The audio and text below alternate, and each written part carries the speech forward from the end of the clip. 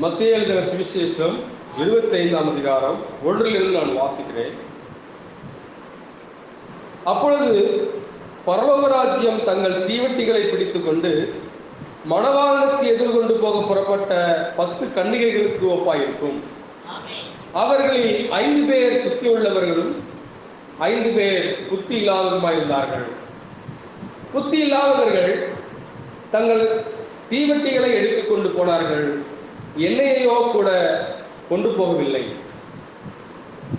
புத்தி உள்ளவர்கள் தங்கள் தீவட்டிகளோட கூட தங்கள் பாத்திரங்களில் எண்ணெயையும் கொண்டு போனார்கள்.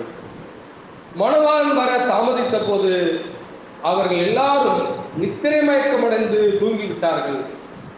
நடுராத்திரியிலே இதோ மணவாளன் வருகிறார், அவருக்கு எதிர்கொண்டு போக புறப்படுங்கள் என்கிற சத்தம் உண்டாயிற்று. அப்பொழுது அந்த கன்னிகைகள் எல்லாரும் எழுந்திருத்து தங்கள் தீவட்டிகளை ஆயத்தப்படுத்தினார்கள். புத்தி இல்லாதவர்கள் புத்தி உள்ளவர்களை நோக்கி, உங்கள் எண்ணெயில் எங்களுக்கு கொஞ்சம் கொடுங்கள், எங்கள் தீவட்டிகள் அணைந்து போகிறதே என்றார்கள்.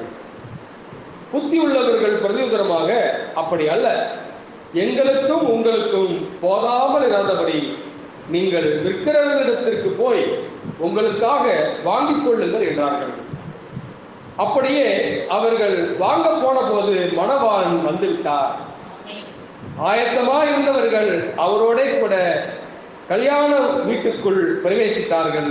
கதவும் அடைக்கப்பட்டது. பின்பு மற்ற கன்னிகைகளும் வந்து, ஆண்டவரே ஆண்டவரே, எங்களுக்கு திறக்க வேண்டும் என்றார்கள்.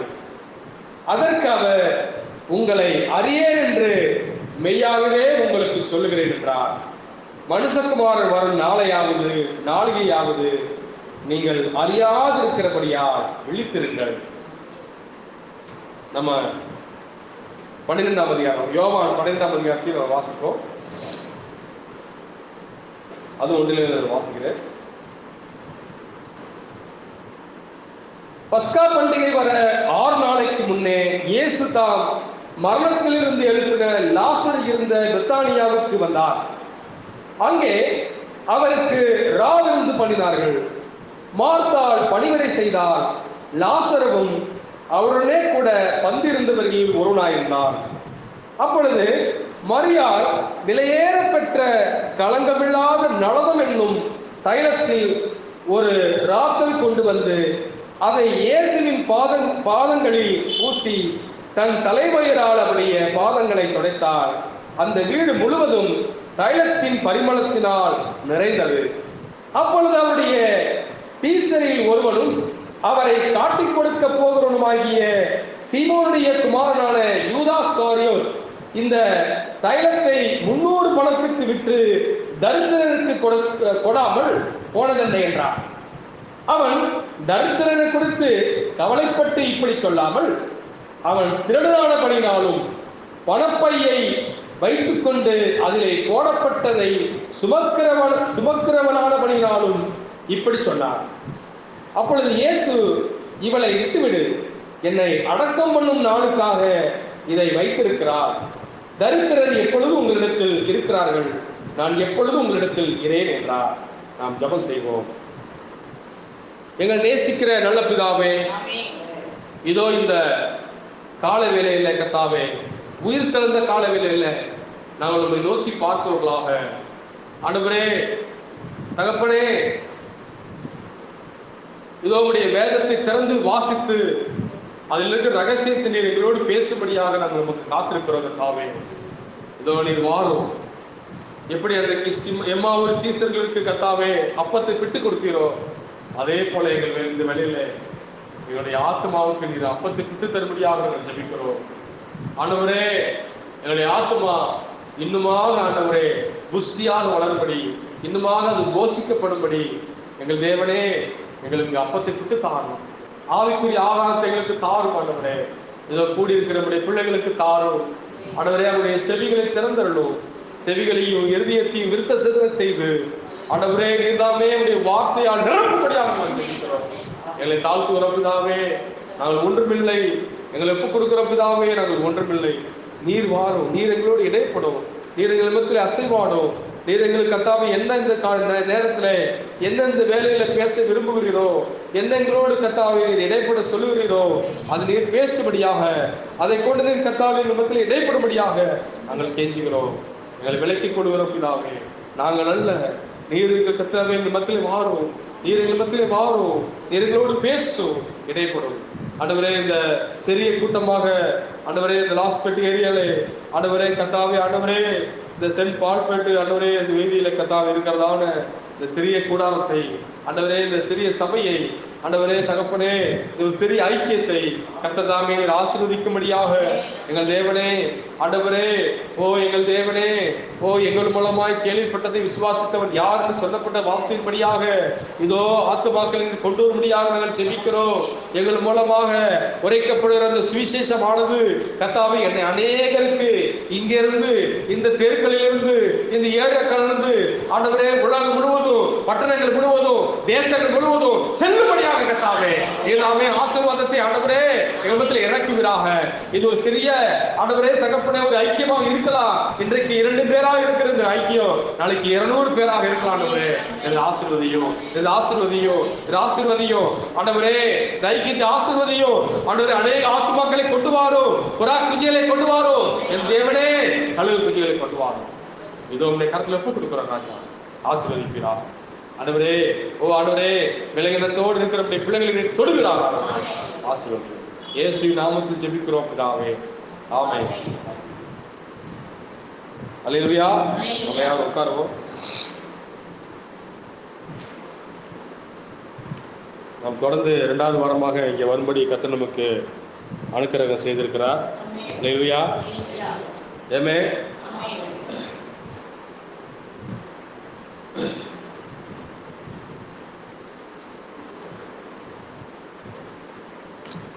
நான் இன்னும் தொடர்ந்து ரொம்ப அதிகமாக வெளில போனது கிடையாது.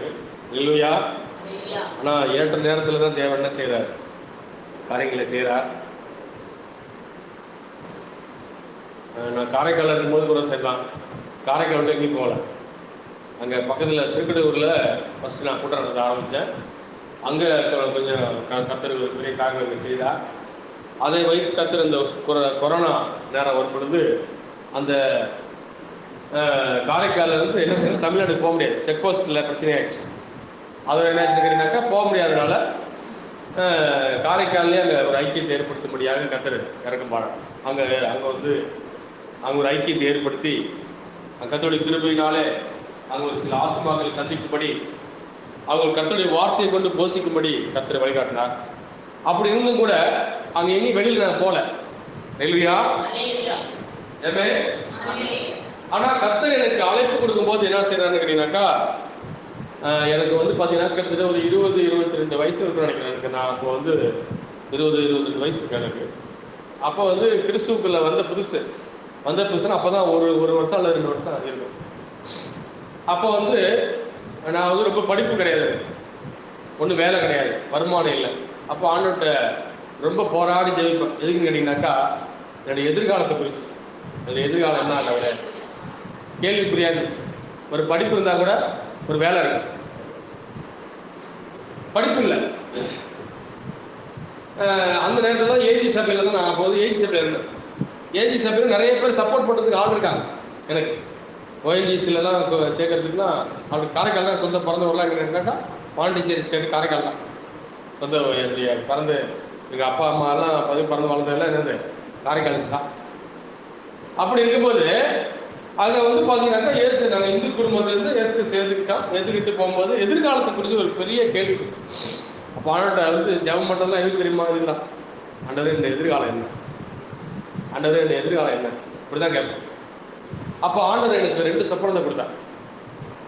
2 சொப்பனத்தை பார்த்தீங்கன்னாக்கா, ஒரு சொப்பனம் நடந்து முடிஞ்சிச்சு. ஒரு சொப்பனத்தை ஒரு சின்ன சொப்பனமாக வந்துச்சு, அது முடிஞ்சிருச்சு. அதாவது 2மே ஒரே நாள் தான் வந்துச்சு. 2வது சொப்பனம் அவர் காமிக்கும் போது நான் என்னுடைய ஊரில் காரைக்கால் தெற்க இருந்து நான் வடக்கு போக மாதிரி, அதாவது அந்த ஆந்திரா பார்டருக்கு போகிற மாதிரி காமிக்கிறேன். எப்போ 20-21 வயசில் எனக்கு காமிச்சேன். 20-22 வயசுக்கு நினைக்கிறேன் எனக்கு. அதுக்கப்புறமாக தான் நாங்கள் என்ன செய்யணும்னாக்கா செய்தியில் எழுதிட்டேன். இதெல்லாமே சொப்பனத்தில் வருது. நாங்கள் செய்திக்கு வந்தது, செய்தி ஏற்றுக்கிட்டது, இது எல்லாமே இந்த சொப்பனத்தில். நான் என்னுடைய சொந்த வீடெல்லாம் ஒன்றும் இல்லாமல் போகிறது எல்லாமே செய்தி அது ஒரு சொப்பனத்திலே எல்லாம் வந்துருக்கு. ஒரே சொப்பனத்திலேயே கிட்டத்தட்ட 25 வருஷ ஸ்டோரி ஒரு 25 செகண்ட்ல ஆண்டு காமிச்சார். 25 வருஷ ஸ்டோரி நடக்க போற சம்பவத்தை, 25 வருஷமா நடக்க போற சம்பவத்தை 25 செகண்ட்ல காமிச்சிட்டார் சொப்பனத்தில். ஆனா அது தெரியாது. நாங்க வடக்க தான் போறது. அப்ப செய்திக்கு வந்தாச்சு. செய்திக்கு பாத்தீங்கன்னாக்கா அங்க செய்தியில நாங்க கூட்டிட்டு இருக்கிறோம். அங்க சில பிரச்சனைகள் வரும்பொழுது தனியா அந்த குரூப் ஒரு 20 பேர் கிட்டத்தட்ட ஒரு 10-15 பேர் நாங்க தனியா கூடி ஆராதிக்கும் போது நான் நடத்துறேன். அவங்க மத்தியில கூட பாத்தீங்கன்னாக்கா அங்க இருக்கும்போது அங்க சில குழப்பங்களும் சில பிரச்சனைகளும் ஏற்படுது. இப்ப செய்திக்கு வந்தாச்சு. செய்தியெல்லாம் நல்லா படிக்கிறோம். ஆனாலும் செய்தியை 100க்கு 100 நம்மளால புரிஞ்சுக்க முடியல. செய்தியை 100% அது அவ்வளோ புரியாது. செய்தி நீங்க எவ்வளவுதான் உட்காந்து செய்தியை படிச்சாலும் செய்தி உங்களுக்குள்ள வேலை செய்யுமா, செய்தி உங்களுக்கு புரியுமான்னு கண்டிப்பா புரியாது. அது அவருடைய பாதத்துல காத்திருக்கணும். அதுக்காக அல்லேலூயா, அல்லேலூயா. கர்த்தருடைய சமூகத்துல காத்திருந்துதான் அதை பெற்றுக்கொள்ளும்படியான ஒரு வழியை தேவன் வைத்திருக்கிறார். அல்லேலூயா. அது தேவன் அந்த விஷயத்துல மாறவே இல்லை. நம்ம ஏதோ செய்தி கேட்டா போதும், ஒரு ஊழியக்காரன் வர வச்சு பிரசங்கம் பண்ணிட்டா போதும் அப்படின்னு நினைச்சுக்கிட்டு இருக்கவே முடியாது.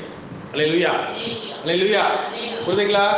அப்படி இருக்கவே கூடாது. யாருக்கும் கேள்வி ஞானத்தால கடைசி வரைக்கும் ஓட முடியாது நம்மளால. அப்போ தேவன் பேசுற வரைக்கும் அவருடைய சமூகத்தில் நீங்க காத்திருக்கணும். அல்லேலூயா. என்னுடைய வாழ்க்கையில நான் காத்துக்கிட்டது அதுதான். ஏன்னா நான் எப்பெல்லாம் காத்திருந்து நீங்க காத்திருக்கேன்னா 2 நாள் 3 நாள்லாம் கிடையாது, வருஷ கணக்கில் காத்திருக்கும். ஒரே காரியத்தை திரும்ப திரும்ப திரும்ப திரும்ப ஒரே காரியத்தை கேட்டுக்கிட்டே இருக்கும். ஆண்டவரே எனக்கு செய்யுங்க, எனக்கு கொடுங்க, எனக்கு செய்யுங்க, எனக்கு செய்யுங்க. அப்போ 2 வருஷம் கழிச்சு கூட பேசுவாங்க. அல்லேலூயா, அல்லேலூயா.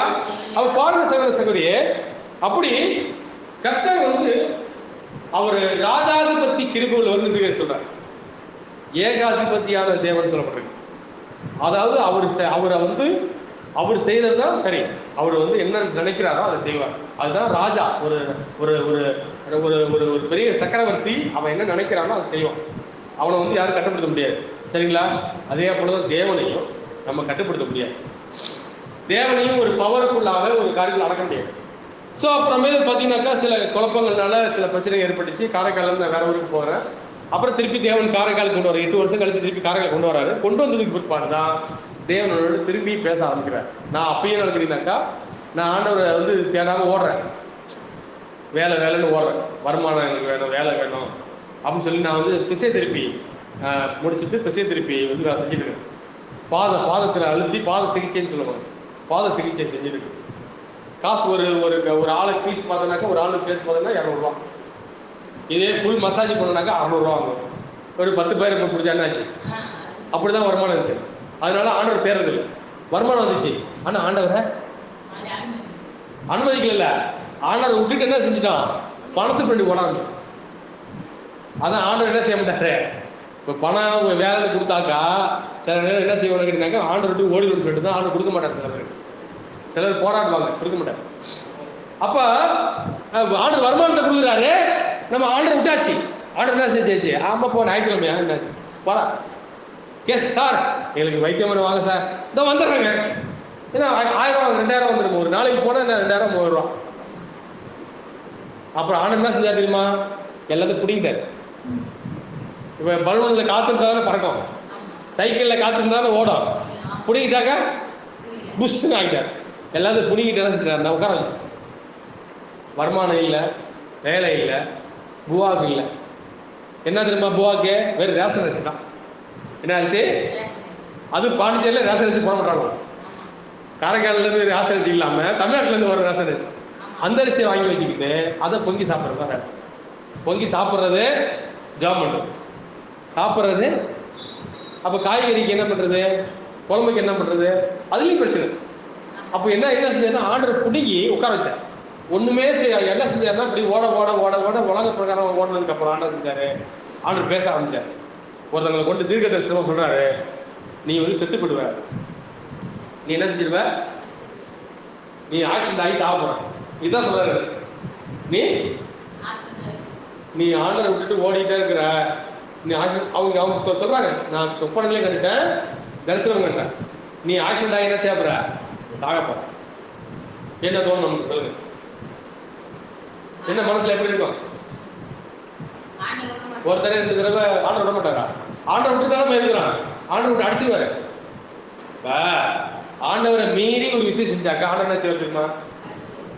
ஜீவன் கொடுத்தாரு. நல்லா புரிஞ்சு, நித்திய ஜீவன் வைக்க மாட்டாரு.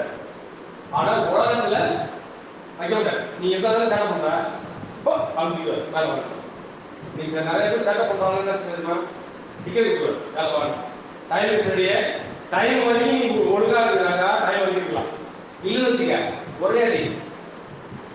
அப்ப சொல்றாங்க, ஏன்னா இதெல்லாம் செய்தி சொல்லுது, நான் சொன்னேன் சொல்றேன். அது போல சம்பவம் இருக்குது, பைபிள் இருக்குது. நான் இப்ப நேரம் கிடையாது, சப்ஜெக்ட் இப்ப எனக்கு ஏன் சாட்சி சொல்ல வைக்கிறான்னு தெரியல. எனக்கு சப்ஜெக்ட் பெரிய சப்ஜெக்ட், ஒரு அடுத்த வாரமா தொடரமா எனக்கு தெரியாது. அது சுருக்கி பார்ப்போம். பார்க்கப்போ அந்த அந்த சொப்பனம் தரிசனம் பார்த்தாங்கன்னா சொப்பனம் பார்த்தாங்க. சொல்றாங்க, நீ செத்துருவ, நீ ஆக்சிடென்ட் ஆகி சாவர மாதிரி நான் பார்த்தேன். ஒண்ணுமே செய்யணும், நேரம் எல்லாத்தையும் விட்டுட்டு ஆண்டோட்ட போனேன். இந்த மாதிரி 2 ரூமு, சீட்டு போட்ட வீடு, ஒரு பக்கம் வீடு, ஒரு பக்கம் வெறும் ரூம். அந்த ரூம்ல போயிடும். ஆண்டவரே இறக்கமா இருக்கு. என்ன சொன்ன? அவ்வளவுதான்.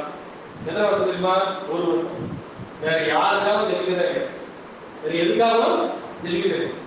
ஆண்டவரே இறக்கமா இருக்கு, ஆண்டவரே இறக்கமா இருக்கு, ஆண்டவரே இறக்கமா இருக்கு. ராப்பகல் பைபிள் படிப்பேன், செய்தி படிப்பேன், ஜெபம் தெரியுமா? இறக்கமா இருக்காங்க. இதேதான் சொல்லிக்கிட்டே இருக்கேன்.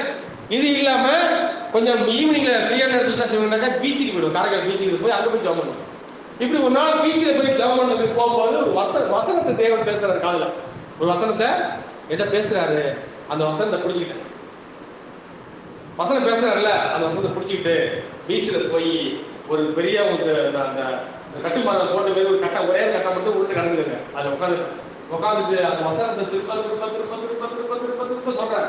ஒரு 1 மணி நேரத்துக்கு 2 மணி நேரத்துக்கு சொல்லிட்டேன் வசனத்தை. சொல்லிட்டு இப்ப எதிர்த்து பலநாள் படிக்கிறேன். அப்படியே ஆண்டவர் அபிஷேகத்தில் நடத்துறாரு, அப்படியே ஊட்டுறாரு. நிக்க முடியல எனக்கு, என்னால அழுகதான் வருது. ஒரு அபிஷேகம் ஊட்டுற ஒண்ணு அழுகையா கண்கள் தாரா ஊட்டுற. ஆண்டவரே இறக்கமா இருக்கு. அப்பதான் ஆண்டவர் எல்லாத்தையும் ஒவ்வொன்றா என்கிட்ட பேச ஆரம்பிச்சு சொல்றாரு, என்னுடைய ஊழியம் எங்க வரைக்கும், அதாவது ஆந்திரா பார்டர்ல நீங்க என்ன ஊழியம் செய்வது. ஊழியம் எங்க? பார்டர், தமிழ்நாட்டுக்கும் ஆந்திராவுக்கும் இடையில வச்சிருக்காங்க. அப்புறம் என்னென்னலாம் செய்வேன் எல்லாத்தையும் ஆண்டு காமிக்கிறாரு. அதுக்கு அப்புறமா தான் நான் இந்த செய்தியில இருந்து ஊழியம் செய்ய ஆரம்பிச்சேன். அப்பதான் செய்தி எனக்கு புரிஞ்சிச்சு. ஆண்டு இன்னைக்கு அபிஷேகத்துக்கு கொடுத்தாரோ, பரிசுத்தாய் கொடுத்தாரோ, அதுக்கு அப்புறமா தான் இந்த செய்தியை படிக்கும் போதுதான் தெரிஞ்சு, ஆஹா இவ்வளவு பெரிய பலத்தான காரியமாச்சு அப்படின்னு சொல்லி இந்த செய்தியை நான் என்ன செஞ்சிருக்கேன்னாக்கா, நீங்க புக்கு தான் வரும். புக்கில் ஸ்கேன் பண்ணி பிடிஎஃப் வச்சுருக்கேன். அது கூட கிடைக்காது. அதுல இருந்து என்ன செய்ய டைப் பண்ணி டெக்ஸ்டா எழுத்து படிக்க கம்ப்யூட்டர்ல உட்காந்து 5 வருஷம் ராப்பகல் உட்காந்து பண்ணி அது ஒரு அப்ளிகேஷனா ரெடி பண்ணி இல்லையா? அது மட்டும் இல்லாம அங்க ஒரு சின்ன ஊழி, அதுக்கப்புறம் தான் ஊழியமே தேவன் கட்ட வச்சார். அதுக்கு முன்னாடி காரைக்கால ஊழியம் செஞ்சேன், அப்புறம் திருநெல்வேலியில போய் சபை கட்டுவேன், எல்லாம் உடஞ்சு போச்சு, எல்லாம் விட்டுக்கிட்டாரு. ஏன்னா தேவ சித்தம் இல்லாம நம்ம கையை வச்சோம் அப்படின்னாக்கா ஊழியமே, இப்ப தேவ சித்தம் இல்லாம நாங்க ஊழியம் காரைக்கால ஊழியம் செஞ்சோம், தூக்கிட்டாரு, அங்க போறாண்டாரு. அங்க போய் அங்கேயும் சபை கட்டுற பெரிய வீடு, அங்க வாடகை கொடுத்தாங்க, பெரிய வீடு. அதுவும் ஜெபம் பண்ணி அவனை காமிக்கிறாரு, நீ குடியிருக்கதான் கொடுத்தாரு. அங்க போய் சபை நடத்தலாமா, நீ சபை கட்டுறேன், அங்க அடி வாங்க. புரியுதுங்களா உங்களுக்கு? அங்க அடி வாங்கினா என்ன அடி, அங்க நிறுத்துறாரு, திருப்பி ஊருக்கு வா. ஏன்னா அவர் பேசுறாரு, அழைப்பு எனக்கு கொடுக்குறாரு, அழைப்பு கொடுக்கறதுக்கு கொண்டு வர்றாரு. திருப்பி என்னுடைய சொந்த பூமிக்கு நான் பிறந்த ஊருக்கு கொண்டு வந்துதான் அங்க என்னோட பேசுறாரு. அங்க பேசி உங்களுடைய ஊழியம் தெக்க கிடையாது, உங்க வடக்கரை நிற்போம். அல்லேலூயா. இப்ப நான் இங்க எங்க இருக்கிறேன், காரைக்கால் இருந்து எங்க இருக்குது, என்ன ஒரு எங்க இருக்கிறோம் அது தெரியுது. காரைக்கால் திசை என்னது, தெக்கதான். பார்த்தீங்களா, காரைக்கால் தெக்கதான் வந்துக்கிறேன். அப்ப தெக்கதான் என்னுடைய ஊழியம் நடந்துட்டு. அதுக்கு பாருங்க தெக்க, அங்க Vellore side, Chennai side, Andhra side, இப்படிதான் தேவன் அனுப்புறாரு ஊழியம். அப்ப காரைக்காலுக்கு என்ன திரும்பி போ, நானே ஆசைப்பட்டேன் மேடையில் திரும்பி காரைக்காலுக்கு போயிடுவாண்டவரே. ஏன்னா 1 வருஷமா மேல உட்காந்துக்கிறேன் ஆண்டவர்கிட்ட, ஒண்ணுமே ஆண்டவர் பேசல, 1 வருஷமா பேசவே இல்லை. ஆண்டவரே எனக்கு பேசுங்க, நான் என்ன செய்யணும், நான் எங்க போகணும், நான் பண்ணணும் ஊங்குறேன், கம்முன்னு உட்காந்துக்கிறேன். நான் திரும்பி போயிடுவான் ஆண்டவரே காரைக்காலுக்கு அவனு கேட்குறேன். சொல்லல பதில். சோ அப்ப தேவன் நம்ம இடத்துல பேசுற வரைக்கும் நாம் காத்திருப்போமானால் அது ஒரு அருமையான ஒரு காரியம். ஏனென்றால் கர்த்தருக்கு காத்திருக்கிறவர்களோ புது பலன் அடைந்து கழுகுகளை போல சட்டைகளை அடித்து உயர எழுப்புவார்கள் சொல்லுங்க. இதுவரைக்கும் இருந்த பலன் இல்ல. இப்போ நம்ம கர்த்தருக்காக காத்திருந்து நம்ம ஒரு ஆசீர்வாதத்தை பெற்றுக் கொள்ளும்போது சகோதர சகோதரியே, இதுவரைக்கும் நம்ம ஒரு பலன் அடைஞ்சிருக்கோம். இதுவரைக்கும் நம்ம ஒரு அரிசி மூட்டை 50 கிலோ தூக்கி இருப்போம். இது வரைக்கும் 50 கிலோ தூக்கி இருப்போம். அப்ப கர்த்தர் புது பலன் நடக்கும்போது அப்ப 100 கிலோ தூக்குவோம். புரியுதுங்களா? அதான் புது. ஆமென். அல்லேலூயா. அல்லேலூயா. ஆமென். அப்ப பாருங்க சகோதர சகோதரியே, நான் இப்ப வார்த்தைக்கு நேராக நம்ம வருவோம். பாருங்க இங்க 10 கன்னிகைகள், ரெண்டு தலைப்பு என்ன கேட்டீங்கன்னாக்கா 10 கன்னிகைகளை குறித்ததான சம்பவம். அல்லேலூயா. 10 கன்னிகைகள் நம்ம படிச்ச 2 அதிகாரத்துல படிச்சோம். 2 அதிகாரத்துக்கும் ஒரு சம்பந்தம் இருக்கு. அல்லேலூயா. அதுதான் நம்ம என்னன்னு இப்ப பார்க்க போகிறோம். இப்ப நீங்க பாப்பீங்க அப்படின்னாக்கா 10 கன்னிகைகளை குறித்ததான ஒரு சம்பவம். அதாவது பரலோக ராஜ்யத்தை குறித்து இயேசு கிறிஸ்து ஓமைகளாக, ஓமைகளாக, பழமொழிகளாக, மறைபொருளாக அவர் சொல்லிட்டு வந்தார். நிறைய காரியங்கள் சொல்லிட்டு வந்தார். விதைக்கிறவரோட கொஞ்சம் பேசினாரு. அல்லேலூயா. திராட்சை தோட்டத்தில் வேலை செய்யறத கொஞ்சம் பேசினாரு. கல்யாணம் ஒரு ராஜா தன்னுடைய மகனுக்கு கல்யாணம் பண்றதை கொஞ்சம் பேசினாரு. அல்லேலூயா. இப்படி நிறைய காரியங்களை குறித்து பேசும்போது இந்த 10 கன்னிகைகள் ஓமையை குறித்து பேசுறாரு. எத்தனை கன்னிகைகள்? 10 கன்னிகைகளை குறித்த ஒரு ஓமை. அல்லேலூயா. ஒரு பழமொழி வச்சுங்களேன், ஒரு பழமொழி, ஒரு புதுமொழி. அல்லேலூயா. அல்லேலூயா. இப்ப நீங்க அந்த சம்பவத்தை அந்த காரியத்தில் பார்க்கும்போது அப்பொழுது பரலோக ராஜ்யம், அது இப்பொழுது கிடையாது, அப்பொழுது கிடையாது, அப்போது பரலோக ராஜ்யம் தங்கள் தீவட்டிகளை பிடித்துக் கொண்டு என்ன செஞ்சாங்களா?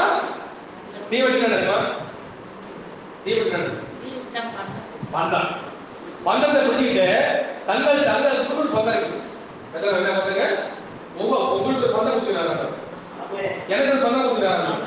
அல்லேலூயா. அவங்களுக்கு பந்தம் கொடுக்குறாரு, அவருக்கு பந்தம் கொடுக்குறாரு. அல்லேலூயா. தங்கள் தீவட்டிகளை பிடித்துக் கொண்டு என்ன செஞ்சாங்கன்னாக்கா மணவாளனுக்கு எதிர்கொண்டு போக புறப்பட்டாங்க. எத்தனை பேர் புறப்பட்டாங்க? 10 கன்னிகைகள். 10 பேர் கன்னிகை. அல்லேலூயா. 10 பேர் கன்னிகைகள் இல்ல, 10 கன்னிகைகள் தான் இல்ல, 10 கன்னிகைகள் தான். பாருங்க என்ன பண்ணீங்க? 10 பேர் கையில என்ன இருந்துச்சு? டிவி இருந்துச்சு. அல்லேலூயா. 10 பேர் கையில என்ன இருந்துச்சு? தீவட்டி இருந்துச்சு. அந்த எதுக்காக அந்த தீவட்டி கொடுக்க, எதுக்கு தீவட்டி யூஸ் பண்ணுவாங்க? நீங்க யோசிச்சு பாருங்க. எதுக்கு தீவட்டி யூஸ் பண்ணுவாங்க? வெளிச்சத்துல வழி, நம்ம வழியை போறோம், ஒரு திசை, ஒரு நாட்டுக்குள்ள போறோம், இல்ல ஒரு ஊருக்கு போறோம், கையில அப்புறம் 10 தான் வச்சுப்பாங்க. அப்ப அடிக்க கையில வச்சுப்பாங்க. மாட்டு ஓட்டு நான் சொல்லுவோம். இப்ப அதுக்கு முன்னாடி ரொம்ப பயங்கரத்துக்கு கையில பந்தத்தை வச்சுட்டு போங்க பண்ணுவா. ஒரு 50 பேர் போனா 50 பேர் கையிலயும் ஒரு 20 பேர் என்ன பந்தம் இருக்கும். ஆனா இங்க அங்க 10 பேர் கையில என்ன இருந்துச்சுன்னாக்கா பந்தம் இருந்துச்சு, அதாவது தீவட்டி இருந்துச்சு. தீவட்டி வந்து என்ன செய்யறாங்கன்னா மணவாளன் வராது தெரிஞ்சு போச்சு. அந்த செய்தி கேட்டு மணவாளன் சந்திக்கும்படியாக அவங்க எல்லாரும் புறப்பட்டு போயிட்டு இருக்காங்க. எதிர்கொண்டு போறாங்கன்னு சொல்றாங்க. எப்படி போறாங்க? மணவாளனுக்கு எதிர்கொண்டு போக புறப்பட்டார்கள். இதுதான் பரலோக ராஜ்யத்தோடைய ஓமை. அல்லேலூயா. பரலோக ராஜ்யம் எப்படி இருக்குதா? 10 கன்னிகைகள் தங்கள் தீவட்டிகளை பிடித்துக் கொண்டு மணவாளனுக்கு எதிர்கொண்டு போக புறப்பட்டவர்களுக்கு ஒப்பா என்று சொன்னாங்க. அல்லேலூயா.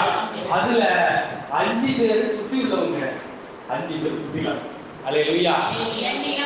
அல்லேலூயா. 5 பேர் எப்படி உள்ளவங்க? புத்தி உள்ளவங்க. 5 பேர் அல்லேலூயா. பாருங்க அங்க பாருங்க, தங்கள் தீவட்டிகள், அங்க சம்பவத்துல நிறைய பொருள் வருது. தங்கள் தீவட்டிகள் அங்க இருந்துச்சு. அப்புறம் மணவாளன் இருந்தாரு. அப்புறம் 10 கன்னிகைகள் இருந்தாங்க. அந்த 10 கன்னிகைகள்ல 5 பேர் புத்தி உள்ளவர்கள், 5 பேர் புத்தி இல்லாதவர்கள். அப்புறம் என்ன இருந்துச்சுங்க? எண்ணெய் இருந்துச்சு. அல்லேலூயா.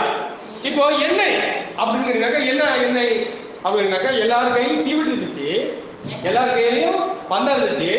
ஆனா அந்த பந்தம் தொடர்ந்து எரியணும் அப்படின்னாக்கா, அதாவது இப்ப எதுக்காக போறாங்க அவங்க? அப்படிங்க எதுக்காக போறாங்க அவங்க? மணவாளனை சந்திக்க போறாங்க. இவங்களுடைய பிரயாணம் முடிகிற வரைக்கும் அவங்களுக்கு அந்த பந்தம் வெளியே ஒளிச்ச வீசணும் அப்படின்னாக்கா, புரியுதா இல்லையா? அவங்க என்ன தேவை? என்ன தேவை? இவங்க பண்ற பிரயாணம் முடிவு பரியந்தான் போய் நிலைக்கணும். முடிவு பரியந்தான் எந்த டார்கெட்டை வச்சு போறாங்களோ, எதை நோக்கி போறாங்களோ அதை அவங்க அச்சீவ் பண்ணணும் அப்படின்னாக்கா அவங்களுக்கு என்ன தேவைங்க? பந்தம் தான் முக்கியம் தான். ஆனா அவங்களுக்கு என்ன தேவை? என்ன தேவை? என்னையும் தேவை. அப்போ என்னன்னா அவங்களுடைய குணாதிசயத்தை பிரிக்குது. அல்லேலூயா, அல்லேலூயா. என்னன்னா அவங்க குணாதிசயத்தை பிரிக்குது. ஏமே அப்ப 5 பேர் புத்தி உள்ளாங்க, 5 பேர் புத்தி இல்லாதவங்க. சரி, ஓகே. நீங்க அதுல பாத்தீங்கன்னாக்கா மணவாளன் வர தாமதித்த போது, நான் கொஞ்சம் சுருக்கமாக போயிட்டு இருக்கிறேன். மணவாளன் வரத்துக்கு தாமதம் ஆயிடுச்சு. எப்போ தாமதம் ஆகுது? இப்ப நீங்க நல்லா பாத்தீங்கன்னாக்கா நீங்க இது என்ன சம்பவம்? 7 சபை காலங்களாக நடந்த சம்பவம் தான் இந்த 10 கன்னிகள் சம்பவம். சரிங்களா? எப்ப அந்த 10 கன்னிகையில புறப்பட்டார்களோ, 10 கன்னிகைகளாக 10 பேர் கிடையாது கணக்கு, எத்தனை பேர் இருக்கலாம். ஆனா இயேசு கிறிஸ்து அந்த ரோமையில 10 பேருக்கு கணக்காக காமிச்சார். அல்லேலூயா, அல்லேலூயா. ஏமே அப்போ அந்த 10 கன்னிகைகளும் தங்களுடைய தீவட்டியை பிடிச்சு கொண்டு எப்ப புறப்பட ஆரம்பிச்சாங்களோ அதுதான் முதல் சபை காரணம். அல்லேலூயா. புரியுதுங்களா? சரிம்மா, போன வாரம் என்ன செய்தி கொடுத்தது தெரியுமாம்மா?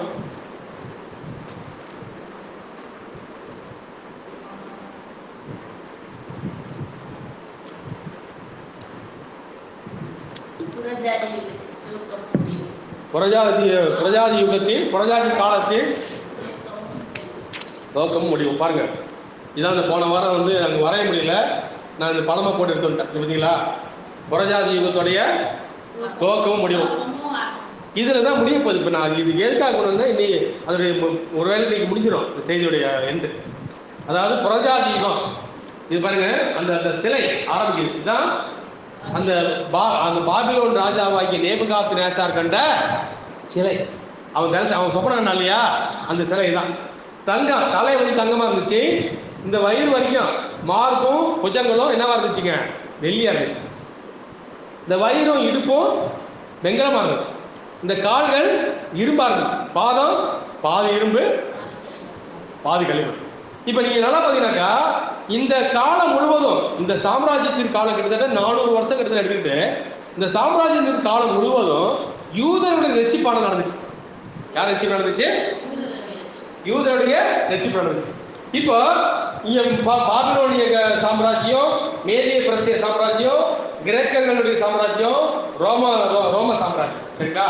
இந்த 4 சாம்ராஜ்யம் நடந்துச்சு. இப்போ இந்த கீழே சிலுவை பொறுத்து பாருங்க. இந்த சிலை, அதாவது பாபிலோனுடைய ரோமனுடைய சாம்ராஜ்யம் எப்ப முடியுதோ அந்த நேரத்தில் தான் இயேசு கிறிஸ்து வந்தார். அல்லேலூயா. பாருங்க, இந்த இயேசு கிறிஸ்து இங்கதான் 7 சபையுடைய காலங்கள் நடக்குது இந்த பாதத்துல. இப்ப இந்த பாதத்துல எத்தனை விரல் இருக்குது? எத்தனை விரல் இருக்குது? ஒரு பாதத்துல 5 விரல், இன்னொரு பாதத்துல மொத்தம் எத்தனை விரல்? இப்ப எத்தனை கனியை பத்தி பார்த்தோம் பாத்தீங்களா? எவ்வளவு ஆழம் புரிஞ்சு பாருங்க. பாதத்துல எத்தனை விரல் இருக்குது? 10 விரல் இருக்கு. 10 கன்னிகை எவ்வளவு சமமா இருக்கு பாருங்க. இந்த 10 கன்னிகை தான் நடந்து போனாங்களா? அவங்க போட்டாங்களா? அவங்க எவ்வளவு அழகா வார்த்தை கொடுத்துருக்காங்க. சரியா?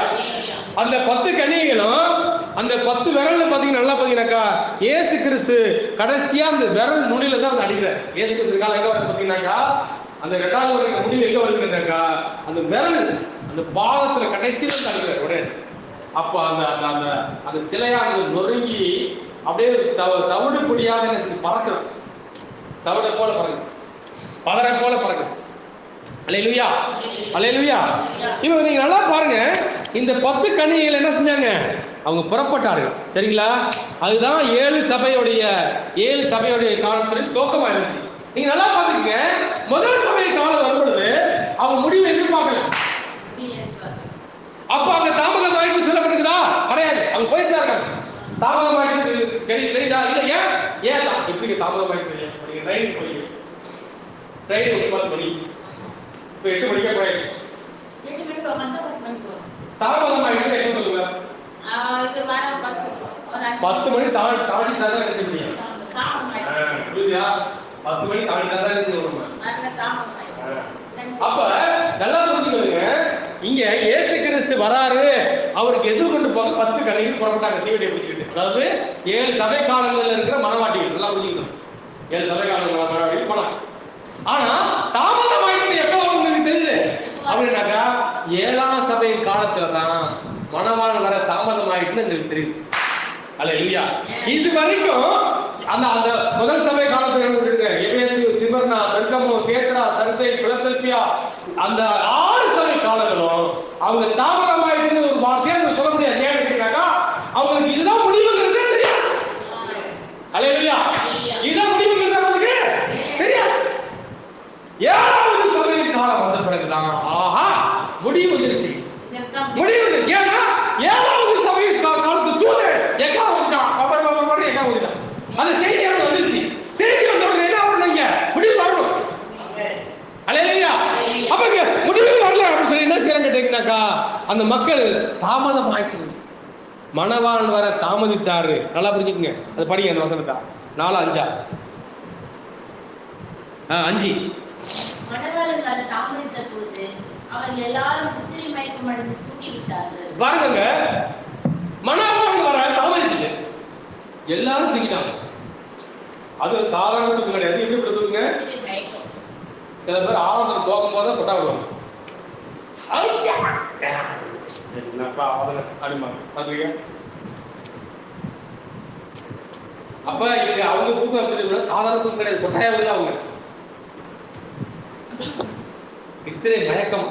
எப்படிப்பட்ட மயக்கம் பாருங்க. அப்ப இங்க பாருங்க என்ன சொல்லப்பட்டிருக்கீங்கன்னாக்கா நித்திரை மயக்கத்தால் தூங்கும் 10 கன்னிகைகளும் காலத்தின் முடிவில் ரசிக்கப்பட்ட சபையின் நிலையை குறிக்கின்றன. என்ன செய்யுதுங்க? நித்திரை மயக்கத்தால தூக்கி போனாங்க இல்லையா, தூங்கும் 10 கன்னிகைகள் அவங்க யாரும் கேட்டீங்கன்னாக்கா காலத்தின் முடிவில் கடைசி நேரத்தில் ரசிக்கப்பட்டாங்க இல்லையா, சபைகள் வந்தாங்க இல்லையா, அவங்களதான் அது குறிக்குது. சில பேர் பாவம்னு சொல்லுவாங்க. அதை பாவம் கிடையாது. நல்லா புரிஞ்சுக்கணும். அல்லேலூயா. அடுத்தது இப்போ ஒரு ஸ்திரீ, இப்போ நம்ம பெண் ஒரு ஒரு ஒரு ஸ்திரீயை யாரை பார்த்தோம் அப்படின்னாக்கா ஒரு 10 கன்னிகளை பார்த்தோம். ஸ்திரீ ஒரு ஒரு ஸ்திரீ வந்து சபைக்கு அடையாளமா இருக்கிறான். ஒரு ஸ்திரீ எதுக்கு அடையாளமா இருக்கிறா? சபைக்கு அடையாளமா இருக்கிறான். அப்போ அந்த 10 கன்னிகைகளும் 7 சபை காலத்துல உள்ளதான மணவாட்டிக்கு இங்க அடையாளமா இருக்கிறான். அல்லேலூயா. அல்லேலூயா. அவங்க துவங்கும் போது சரியான தோங்குனாங்க. அவங்க தோக்கத்துல நல்லா அருமையாக தோங்குனாங்க. ஆனா அவங்களுடைய முடிவுல தான் தெரிஞ்சிச்சு. ஏன்னா தேவன் ரட்சிப்பை கொடுக்கும் போது எல்லாருக்கும் ஒரே மாதிரி கொடுத்தாரு. சாபனக்காரனுக்கு ஒரு ரட்சிப்பு, சிஎஸ்காரனுக்கு ஒரு ரட்சிப்பு, அப்படி கொடுக்கவே இல்லை. நல்லா புரிஞ்சுக்கணும். தேவன் முதலாக ஒரு மனிதன் தெரிஞ்சுக்கிறார் பார்த்தீங்களா, அவனுக்கு ஒரே மாதிரி தான். ஆபிரகாம் எப்படி தெரிஞ்சுக்கிட்டாரு, ஒரே கண்ணோட்டம். தேவன் மாறல கிடையாது. தேவன் மாறல கிடையாது. ஆனா அவருடைய தெரிந்து கொள்வது, அவன் யார் தெரிஞ்சுக்கிறான், அவன் எந்த சமயம் தெரிஞ்சுக்கிறான், அவன் எந்த ஊழியர்கள் தெரிஞ்சுக்கிறான், அவன் எந்த மன்னனோட பாக்குறான், அவன் எந்த சாவனத்தை பாக்குறான், அங்கதான் இருந்துச்சு. அல்லேலூயா. நீங்க பெரிய மியூசிக்காக இசை வச்சு வெளியே கொடுத்தா நீங்க மக்கள் பார்த்து இருக்கிறாங்க. அது யார் மேல குற்றம்? தேவனோட குற்றம், நம்ம குற்றம்.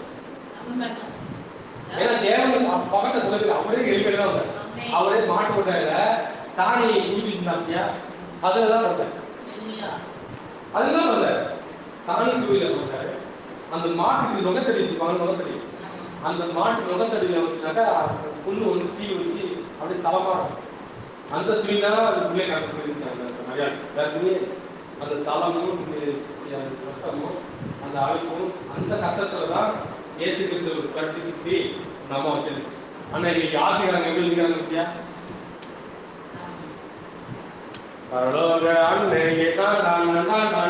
பாட்டு போறாங்க. ஆனா இங்க பாரு, அந்த அம்மாவுக்கு அடுத்த நாளைக்கு கஞ்சி இல்லை. நீங்க அண்ணன் என்ன சொல்றாங்க, இந்த சிலையை இந்த சிலையை சொல்றாங்க, மரியாதை சிலையே கிடையாது. அதுக்கு அது சரித்திரமே அது அதெல்லாம் டைம் இல்லை. நான் அதை இருக்க முடியாது பாருங்க என்னால. அல்லேலூயா. அது இருந்துன்னா அது ரோமாபுரி பாருங்க, எல்லாமே ரோமாபுரில வந்ததுதான். அல்லேலூயா. நம்ம இந்த பார்வை பார்க்கணும் இல்லைங்களா, எல்லாம் அங்கே வந்ததுதான். ஏசு கிறிஸ்துக்கு 2000 வருஷத்துக்கு முன்னாடி இருக்க சிலை. ஒரு குழந்தைய கையில வச்சுக்கிட்டு இருக்கிற ஒரு மரியாதையுடைய சிலை இருக்குல்ல, இந்த மரியாதை சிலை மரியாதை கிடையாது.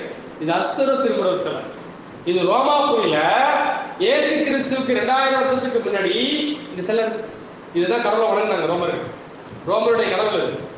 ஆனா கான்ஸ்டன்டைன் அப்படிங்கிற ஒரு சக்கரவர்த்தி தான் இதுதான் அவங்க மரியாதை சொல்லி நம்மளை ஏமாத்தி வச்சான். இதான் மரியாதை ஏசுன்னு சொன்னோம். இந்த பிசாசு ஆனா யார் தெரியுமா அப்படி ஒரு மோசமான ஒரு disaster. அது நிறைய கண்கள் அது கூட ஆச்சு. சரித்திரத்தில் அவ்வளவு விஷயம் சொல்லப்படுது. ஸோ பாருங்க, அப்போ அந்த நித்திரை மயக்கத்தால் தூங்கும் 10 கன்னிகைகளும் காலத்தின் முடிவில் ரட்சிக்கப்பட்ட சபையின் நிலையை குறிக்கின்றன. ஒரு ஸ்திரீ சபைக்கு அடையாளமா இருக்கிறார். சரிங்களா? ஒரு ஸ்திரீ எப்படி இருக்கிறா? சரி, ஓகே. அப்போ புத்தி இல்லாத கன்னிகை என்றால் என்ன? 5 பேர் புத்தி உள்ளவங்க, 5 பேர் புத்தி இல்லாதவங்க.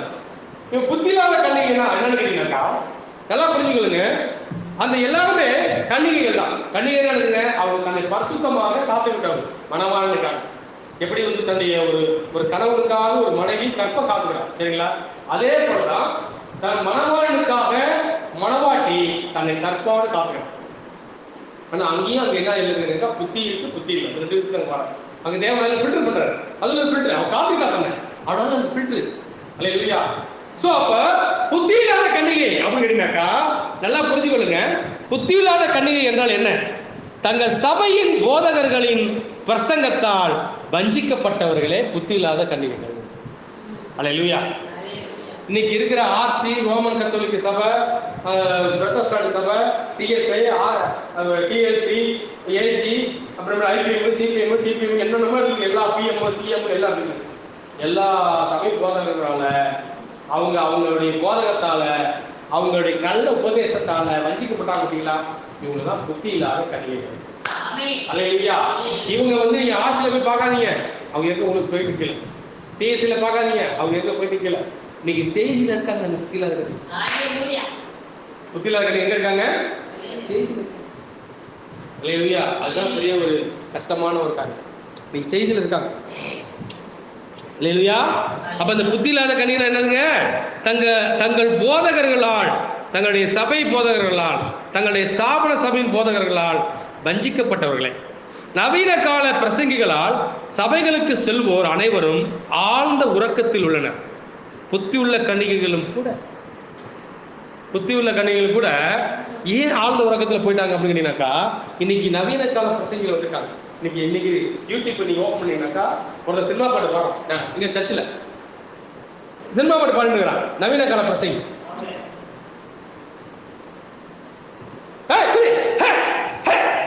அப்படிங்கிற ஒருத்தர் சொல்றான். அப்ப இதை கேட்கிற மக்கள் என்ன செய்வாங்க தெரியுமா? தூங்குறாங்க. என்ன அர்த்தம்? மனவாள் வராருங்கிற அந்த எச்சரிப்பை இருக்கிறாங்க. என்ன டான்ஸ் பண்ணுங்கிறான், இவன் சினிமா பாட்டு பாடுங்க அப்படிங்கிறான். அப்போ இவங்க என்ன நல்லா புரிஞ்சு எவ்வளவு அழகா கொடுத்துட்டு பாருங்க வார்த்தைக்கு. இப்படி இருக்கிற இவங்களுடைய பிரசங்கத்தால இவங்க எல்லாம் என்ன செய்யறாங்க? நவீன கால பிரசங்கிகளால் ஆழ்ந்த உறக்கத்துக்கு போயிட்டாங்க. என்ன அர்த்தம் தெரியுமா? இவங்க மனவாளன் எதற்காக இவங்க வந்து தன்னுடைய தீவடிகளை பிடித்துக் கொண்டு எதற்காக புறப்பட்டார்களோ அதை மறந்துவிட்டு அது தெரியாம மயக்கத்தில் இருந்தாங்க. ஆனா வேற ஒரு விஷயத்துல மாமிசப்படாம ஆடி இருக்கிறான். அல்லேலூயா. மாமிசப்படாம ஆடி இருக்கிறான். ஆனா என்ன செய்யறான்? எதுக்காக தீவடியை பிடிச்சு போனாங்கன்னு தெரியல. எதுக்காக இயேசு கிறிஸ்து வந்தாருன்னு தெரியல. எதுக்காக ரசிக்கப்படணும்னு தெரியல. எதுக்காக இயேசு கிறிஸ்து தெரிஞ்சுக்கணும்னு தெரியல. அல்லேலூயா. ஏன் நம்ம எதுக்காக சபைக்கு போறோம்னு தெரியல. நம்ம எதுக்காக ஆராதிக்கிறோம்னு தெரியல. நம்ம எதுக்காக வொர்ஷிப் பண்றோம்னு தெரியல. நம்ம எதுக்காக பாடுறோம்னு தெரியல. அல்லேலூயா. நம்ம எதுக்காக இதெல்லாம் பண்றோம் அது தெரியல. ஆழ்ந்த உறக்கத்தில் இருக்காங்க. ஆழ்ந்த உறக்கம்.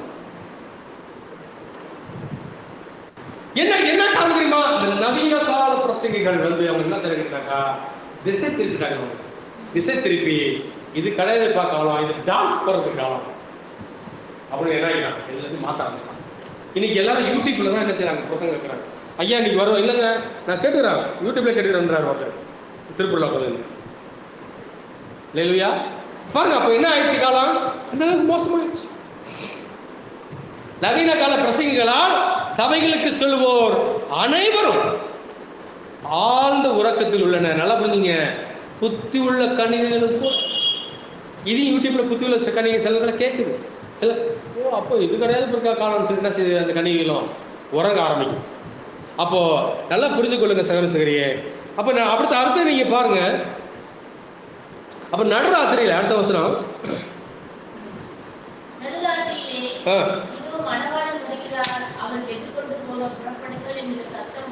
பாருங்க.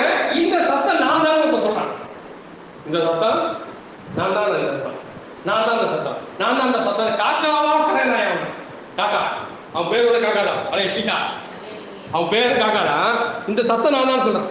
வேதத்துல வந்து நல்லா புரிஞ்சுக்கொள்ளுங்க. ஒரு ஒரு ஒரு ஒரு மெசஞ்சரை தேவன் அனுப்புறாரு அப்படின்னாக்கா, இங்க தீர்க்கதரிசி அனுப்பும்போது அங்க மல்கியா 4ஆம் அதிகாரத்துல சொல்லிடுச்சு. மல்கியா 4ஆம் அதிகாரத்துல இதை எலியா தீர்க்கதரிசி நான் அனுப்புவேன். சரிங்களா? இது ஏதோ ஒரு ஓமையில இருந்து எந்த தீர்க்கதரிசி தேவன் எழுப்பவே இல்லை. எந்த ஒரு ஊழியமும் வரல. ஒரு ஓமையில எந்த ஒரு ஊழியமும் வரல. அல்லேலூயா. ஆனா இந்த சத்தம் நான் தான் சொல்லி இன்னைக்கு என்ன செய்யறாங்கன்னாக்கா, இன்னைக்கு அவன் ஒரு கூட்டத்தை என்ன செய்ய வஞ்சிக்கிறான். காக்கா பிள்ளைப்பு. அல்லேலூயா. காக்கா என்ன செய்யறான்னு, காக்காவா கரைஞ்சி காக்கா பிள்ளைப்பு என்ன செய்யறானா, இந்த கூட்டம் நான் தாங்க இந்த சத்தம், நான் தான் இந்த சத்தம், நான் தான் நடுராத்திரில வந்து சத்தம், நான் தான் நடுராத்திரில வந்து சத்தம் சொல்றான். பொதுவாகவே நடுராத்திரில வந்து சத்தம் யாரு கேட்டீங்கன்னாக்கா, நடுராத்திரில ஊழியத்தை ஸ்டார்ட் பண்ண யாரு கேட்டீங்கன்னாக்கா, அது யூதர்கள் தான். அல்லேலூயா. அல்லேலூயா. ஏன்னா யூதர்கள் தான் நடுராத்திரில தான் அவங்க யாத்திரையை ஆரம்பிச்சாங்க. எப்ப ஆரம்பிச்சாங்க? அவங்க இஸ்ரவேல் ஜனங்கள் எகிப்துல இருந்து தன்னுடைய பிரயாணத்தை ஆரம்பிக்கும் பொழுது ராத்திரியில அந்த பஸ்காவை அடிச்சு நடுராத்திரில சாப்பிட்டாங்க. சரிங்களா? அவங்க தான் அந்த பஸ்கா, அந்த அவங்களுக்கு தான் அந்த நடுராத்திரி ஆரம்பிச்சு. அல்லேலூயா. வேற யாருக்கும் அந்த நடுராத்திரி பிறந்தாரு. ஏமே நடுராத்திரி மூலியமா, ஏன்னா சாயங்காலத்துக்கு அப்புறம் என்ன வந்துருங்க, இருட்டு வந்துடும். அதுக்கப்புறம் உண்மை கிடையாது. அப்ப அடுத்த நாள் வந்துடும். ஏன்னா வேதத்துல சொல்லப்பட்டபடி நீங்க எல்லாம் பார்த்தீங்கன்னா சாயங்காலமும் விடியற் காலமும் ஆகி முதல் நாள். இப்ப ஒரு நாள்ல முதலாவது தொடங்குறது என்ன நேரம் கேட்டீங்கன்னாக்கா சாயங்காலம் தான் முதல் தொடங்குது. காலையில கிடையாது. நம்ம என்ன காலையில கதிரவன் தோன்றும் காலை இதை நம்ம எல்லாம் செய்யறோம். ஆனா பைபிளுடைய காலத்தின்படியாக வேதம் சொல்லுது சாயங்காலமும் விடியற் காலம் ஆகி, சாயங்காலம் நடுராத்திரி, விடியற் காலம், மதியானம், இதுதான் ஒரு நாள். அப்புறம் திருப்பி சாயங்காலம் என்பது, அப்ப சாயங்காலம் தான் ஒரு நாளுடைய துவக்கம் பைபிள் சொல்றது போல. அப்போ நடுராத்திரியில தன்னுடைய பிரயாணத்தை ஆரம்பித்தது யாரு கேட்டீங்கன்னாக்கா, அந்த யூதர்கள் தான் ஆரம்பிச்சாங்க. நடுராத்திரி சொல்றது யாருக்குங்க? யூதர்கள். அது புறஜாதிகளுக்கு பொருந்தாது. ஏவே அது புறஜாதி பொருந்தாது. பாருங்க. அப்போ நடுராத்திரியில நான் தான் அந்த சத்தம் அவன் என்ன சொல்றான், அவன் சொல்லுகிறான். பாருங்க. அப்போ அடுத்தது பாருங்க, நடுராத்திரியிலே இதோ மணவாளன் வருகிறா புறப்படுன்னு சொல்லும்போது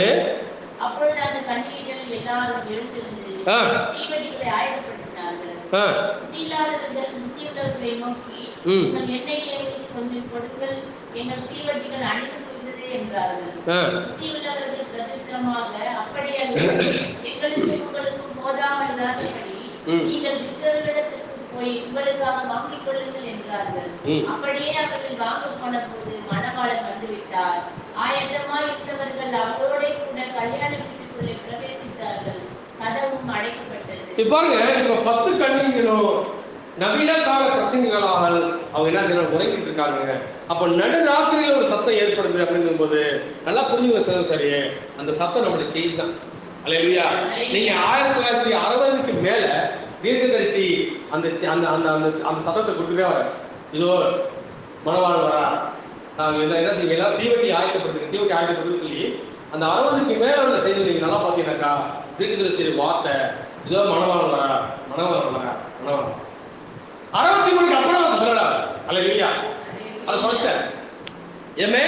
அப்ப நல்லா பாத்துங்க சார். சரி, மணவாளன் வரார், உங்களுடைய தீவட்டி ஆயத்தப்படுத்துங்கன்னு சொல்லும் பொழுது அங்க மணவாட்டி தன்னை செய்தியில என்ன செய்யறா, அப்பதான் ஆயத்தப்படுத்துறா.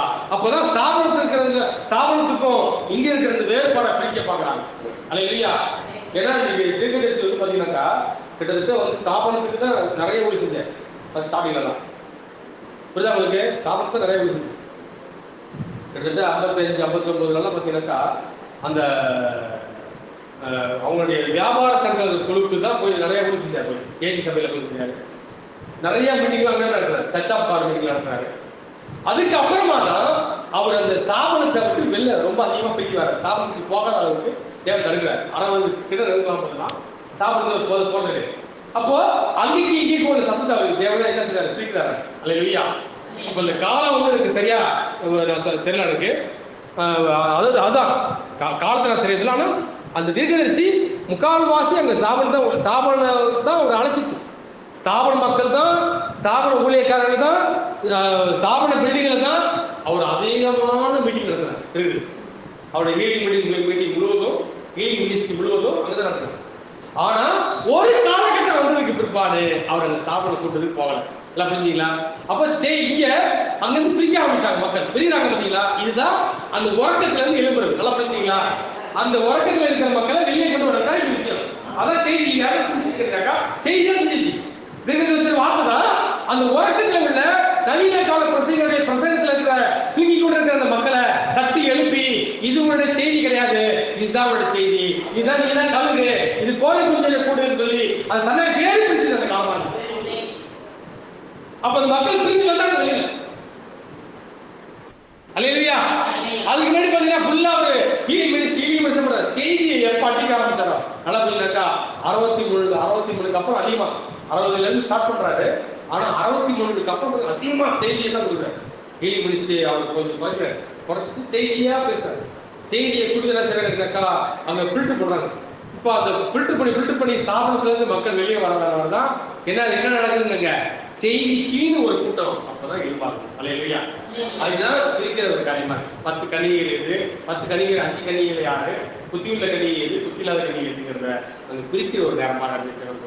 அப்ப பிரிஞ்சு வந்துதான் அவங்க தன்னை என்ன செய்யறாங்க, வார்த்தையில இன்னைக்கு என்ன செய்யறாங்கன்னாக்கா அவங்க வழி நடத்தாங்க. இன்னைக்கு அந்த வெளிச்சாடு சொல்லப்படுறது என்ன கேட்டீங்கன்னாக்கா அது கர்த்தருடைய வார்த்தையா தான் இருக்கு. அல்லேலூயா.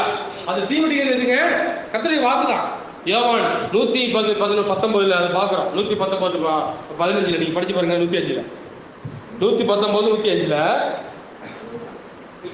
105 சங்கீதம் 119 105 சங்கீதம் கர்த்தருடைய வார்த்தை. நான் இன்னும் கொஞ்ச நேரத்தில் முடிச்சிருவேன். உம்முடைய வசனம் என் கால்களுக்கு தீபமும் என் பாதைக்கு வெளிச்சமுமாய். பாருங்க, உம்முடைய வசனம் என்னுடைய கால்களுக்கு தீபம். அப்ப தீவட்டி சரிங்களா? பந்தம் பாதைக்கு. இப்ப பாருங்க, கால்களுக்கு எப்படி இருக்கு? தீபமா இருக்கு. அது நம்ம கால்கள் என்ன அர்த்தம் அப்படின்னாக்கா கால் நடக்க வேண்டிய வழியை காட்டு. அப்புறம் பாதைக்கு வெளிச்சமா இருக்கு. அல்லேலூயா. இது எதுவா இருக்குதுங்க? கர்த்தருடைய வார்த்தை. அல்லேலூயா. அல்லேலூயா. இப்ப இந்த வார்த்தைய நீங்க மாமிசத்துல எடுக்கிறதுக்கும் ஆவிக்குள்ளாக எடுக்கிறதுக்கும் வித்தியாசம். இப்ப மாமிசத்துல எடுக்கிற குரூப் தான் எப்படி டான்ஸ் ஆடுறது, சினிமா பாட்டு பாடுறாங்க சபையில, அதெல்லாம் மாமிசத்துல எடுக்கிற கூட்டம். அதுதான் புத்தி இல்லாத குரூப். அது போயிடுச்சு. அது முடிஞ்சு. புத்தி இல்லாத கிடையாதுனாக்கா நல்லா புரிஞ்சுனாக்கா, அதாவது அவங்களுடைய பிரசங்கத்தை கேட்கறவங்க ஒன்று ரெண்டு அதில் இருக்குதுங்களா, அதான் ஒட்டிட்டு இருக்கு. இவங்க நான் சொல்ல மாட்டேன். அது விருதுப்படாது குரூப். அல்லேலூயா. அது கன்னிங் லிஸ்ட்ல வராது. அல்லேலூயா. ஏமே அது இதெல்லாம் கன்னிங் லிஸ்ட்ல வராது. ஏமே அந்த அங்க ஒன்று ரெண்டு ஒட்டிட்டு இருக்கு பத்தி அந்த சபையில, அதுதான் 1-2 தான். அந்த ஒரு சபைக்கு வேணா ஒரு 10,000 பேர் இருக்கிற சபையில ஒரு 2 பேர் இருக்கலாம். புரியுதுங்களா? அதுதான் அந்த புத்தி இல்லாத கனி. புத்தி உள்ள கனிக்கு வெளியே வந்துருச்சு. எல்லாம் புரிஞ்சுங்களா? எதை கேட்டு வந்துருச்சு? இந்த காலத்தின் செய்தியை கேட்டு வந்துருச்சு. தூதருடைய சத்தத்தை கேட்டு வெளியே வந்துருச்சு. அல்லேலூயா. அல்லேலூயா. ஆனா வெளில வந்தும் கூட அங்கேயும் இருக்கு. அல்லேலூயா. ஆமென். பாருங்க சேவசகரியே, அது கடைசி வரைக்கும் தொடரும். அதுல நம்ம அது காம்ப்ரமைஸ் ஆக முடியாது. கடைசி வரைக்கும் அந்த காரியம் இருக்கு. அல்லேலூயா. அங்க ஸ்தாபனத்துல இருந்து அங்க இருக்கும். சோ அப்ப நீங்க நல்லா பாருங்க, இங்க மணவாளன் வந்துட்டாருன்னு சொல்ற அந்த சத்தமானது காலத்தின் செய்தி தான் சகோதரியே. அந்த செய்தி தீர்க்கதரிசன செய்தி என்னைக்கு ஸ்தாபனத்துல இருந்து கூட்டங்களை வெளியே கொண்டு வந்துச்சோ அன்னைக்கே அது ஆரம்பிச்சுட்டு அந்த ஊழியம். அல்லேலூயா. ஆனா ஸ்தாபனத்துல இந்த கூட்டம் இருக்குது. சாரி, செய்திலேயே அந்த குரூப் இருக்குது. அதுக்கப்புறமா தான் அவங்க பார்த்ததுக்கு அப்புறம் தான் அவங்களுக்கு தெரியுது என்னன்னாக்கா அவங்களுடைய பந்தத்துல அவங்க கையில தீவட்டி மட்டும் தான் இருக்குது, என்ன இல்லைன்னு தெரியுது. அப்பதான் அவங்க என்ன செய்யறாங்கன்னாக்கா என்ன எங்க இருக்கு, என்ன எங்க இருக்கு. இன்னைக்கு ஆர்சி சபையில என்ன செய்யறாங்க, பிரசங்கம் பண்ண ஆரம்பிக்கிறாங்க, பைபிளை படிக்கிறாங்க. இல்லைன்னா பைபிளை படிக்க மாட்டாங்க. அவங்க பைபிள் என்ன செய்வாங்க தெரியுமா? வருஷத்துக்கு ஒரு தடவை பைபிளை மட்டும் அவங்க ஒரு 200 வருஷத்துக்கு முன்னாடி என்ன நடக்குது தெரியுமா? தங்கம் இருக்கு. பைபிள் எப்படி இருக்கும்? ரோம நாட்டுல பெரிய பெட்டி, இந்த மாதிரி பெட்டி வச்சுப்பாங்க. அதுல தங்கத்தால் ஆன ஒரு பைபிள் இருக்கு. அது வருஷத்துக்கு ஒரு தடவை போப் என்ன செய்வாருன்னா பிரிச்சுட்டு அவர் படிக்க மாட்டார், வச்சிருவார். படிக்க மாட்டாரு. நம்ம தங்கல்ல புரிதா இல்லையா? தங்கத்தாக இருந்தது. இது படிச்சாக்கா என்ன நடக்கும் தெரியுமா? மக்கள் கண் திறந்துல அவன் படிக்க மாட்டேன் தொடர்ந்து பார்த்துட்டு வச்சுக்க. இதை தான் லூத்தர் பார்த்துட்டு என்ன செஞ்சாருன்னாக்கா படிச்சவனுக்கு மனப்பயனுடா இப்படிலாம் போட்டு ஏமாந்து வச்சுருக்கீங்களா அப்படின்னு சொல்லி என்ன செஞ்சாரு கேட்டீங்கன்னாக்கா அவர் பைபிளில் அடிக்க ஆரம்பிச்சார். எல்லா மொழிபெயர்க்க ஆரம்பிச்சார். யாரு? அவரு ஜெர்மனி இங்கிலீஷ்ல உள்ளத ஜெர்மனியில் உள்ளத இங்கிலீஷ்ல இப்படி பல மொழியில மாற்ற ஆரம்பிச்சார். யாரு? ரோமன் நம்ம லூத்தர் மாற்ற ஆரம்பிச்சார். அதான் படிச்சார். ஆஸ்திரேலியாவில் இருக்கிற ஒரு பிரிஸ்ட், ஒரு பாதிரியார். நம்ம லூத்தர் வந்து ரோமன் கத்தோலிக்கர் ஒரு பாதிரியாரா இருந்தார் ஜெர்மனியில். அவரும் இந்த போல ஏமாத்தி வச்சிருந்தாங்க அவரையும். ஆனா அவருக்கு ஆர்டர் பேசி அந்த பைபிள்ல என்ன பேசுனாக்கா அவருக்கு அந்த ஓஸ்திரி தெரியுமா? அந்த ஓஸ்திரி தான் அவர் பேசு. அந்த அப்பம் கொடுக்குறாங்கல்ல, இது தேவனுடைய சரீரம், இது சரீரம் சொன்னாங்களா? இது சரீரம் சொல்றாங்கல்ல, இது பரிசுத்தமா இருக்குமே அப்படி நினைச்சாரு. ஆனா என்ன செஞ்சுனாக்கா ஒரு எலி அதை கடிச்சு எலி திங்கிதாங்க. இவருக்கு யோசிக்கிறார், இது பரிசுத்தமா இருந்துச்சு, அவருடைய சரீரம் இருந்தாக்கா எலி கடிக்க விடுவாரா அப்படின்னு யோசிக்கிறாரு. இப்படிதான் அவருக்கு யோசனை வந்துச்சு. யாருக்கு? லூத்தர். அவர் அடிக்கடி யோசிக்கையா வச்சுக்கிறாங்கல்ல, எலி கடிச்சு போயிட்டு இருக்கு ஓஸ்திரி எனக்கு. அந்த அப்பம் இருப்பாங்களா, அந்த அப்பம் ஓஸ்திரி அப்பம், அதை பார்த்தவொடனே இவருக்கு வந்து வருது, யோசனை வருது. இது அவருடைய சரீரமா இருக்காது, இது சரீரத்திற்கு அடையாளமாக தான் அது என்ன செய்யணுங்கிறது அப்பதான் சொல்ல ஆரம்பிச்சேன், பார்க்க ஆரம்பிச்சேன். அதுக்கப்புறம் தான் வேதத்தை தேட ஆரம்பிக்கிற, பைபிளை தேடி படிக்க ஆரம்பிக்கிறதா அவருக்கு தெரியுது. ஆஹா, இந்த கூட்டம்லாம் ஏமாத்தி வச்சுக்கிறாங்க எத்தனை வருஷமா அப்படின்னு சொல்லி அவங்க சபையிலேயே அந்த ரோமன் கத்தோலிக்க அந்த ஆதிக்கத்திலேயே அவங்களுடைய பெரிய சபையில் அவங்க டோர்ல போய் 99 கோட்பாடுகளை நீங்க தப்பா இருக்கீங்கன்னு சொல்லிட்டு எல்லாத்தையும் எழுதி அங்க போய் அடையாளம். அவர் தைரியம் யாருமே வராது, கொள்வானு கொலகாரமாக. ஏன்னா 6,70,00,000 பேர் கொண்டிருக்காங்க. யாருங்க? ரோமன் கத்தோலிக்க மக்கள் ஒரு 6,80,00,000 பேர் கொண்டிருக்கான். இந்த அம்மாவோட பேர் சொல்லி எத்தனை பேர் கொண்டிருக்கான்? 6,80,00,000 கொலை பண்ணிருக்காங்க. என்ன சொல்லி தெரியுமா? மரியே வாழ்க்கை சொல்லிட்டு சொன்னான். சொல்லல, சாவு வெட்டுறான்.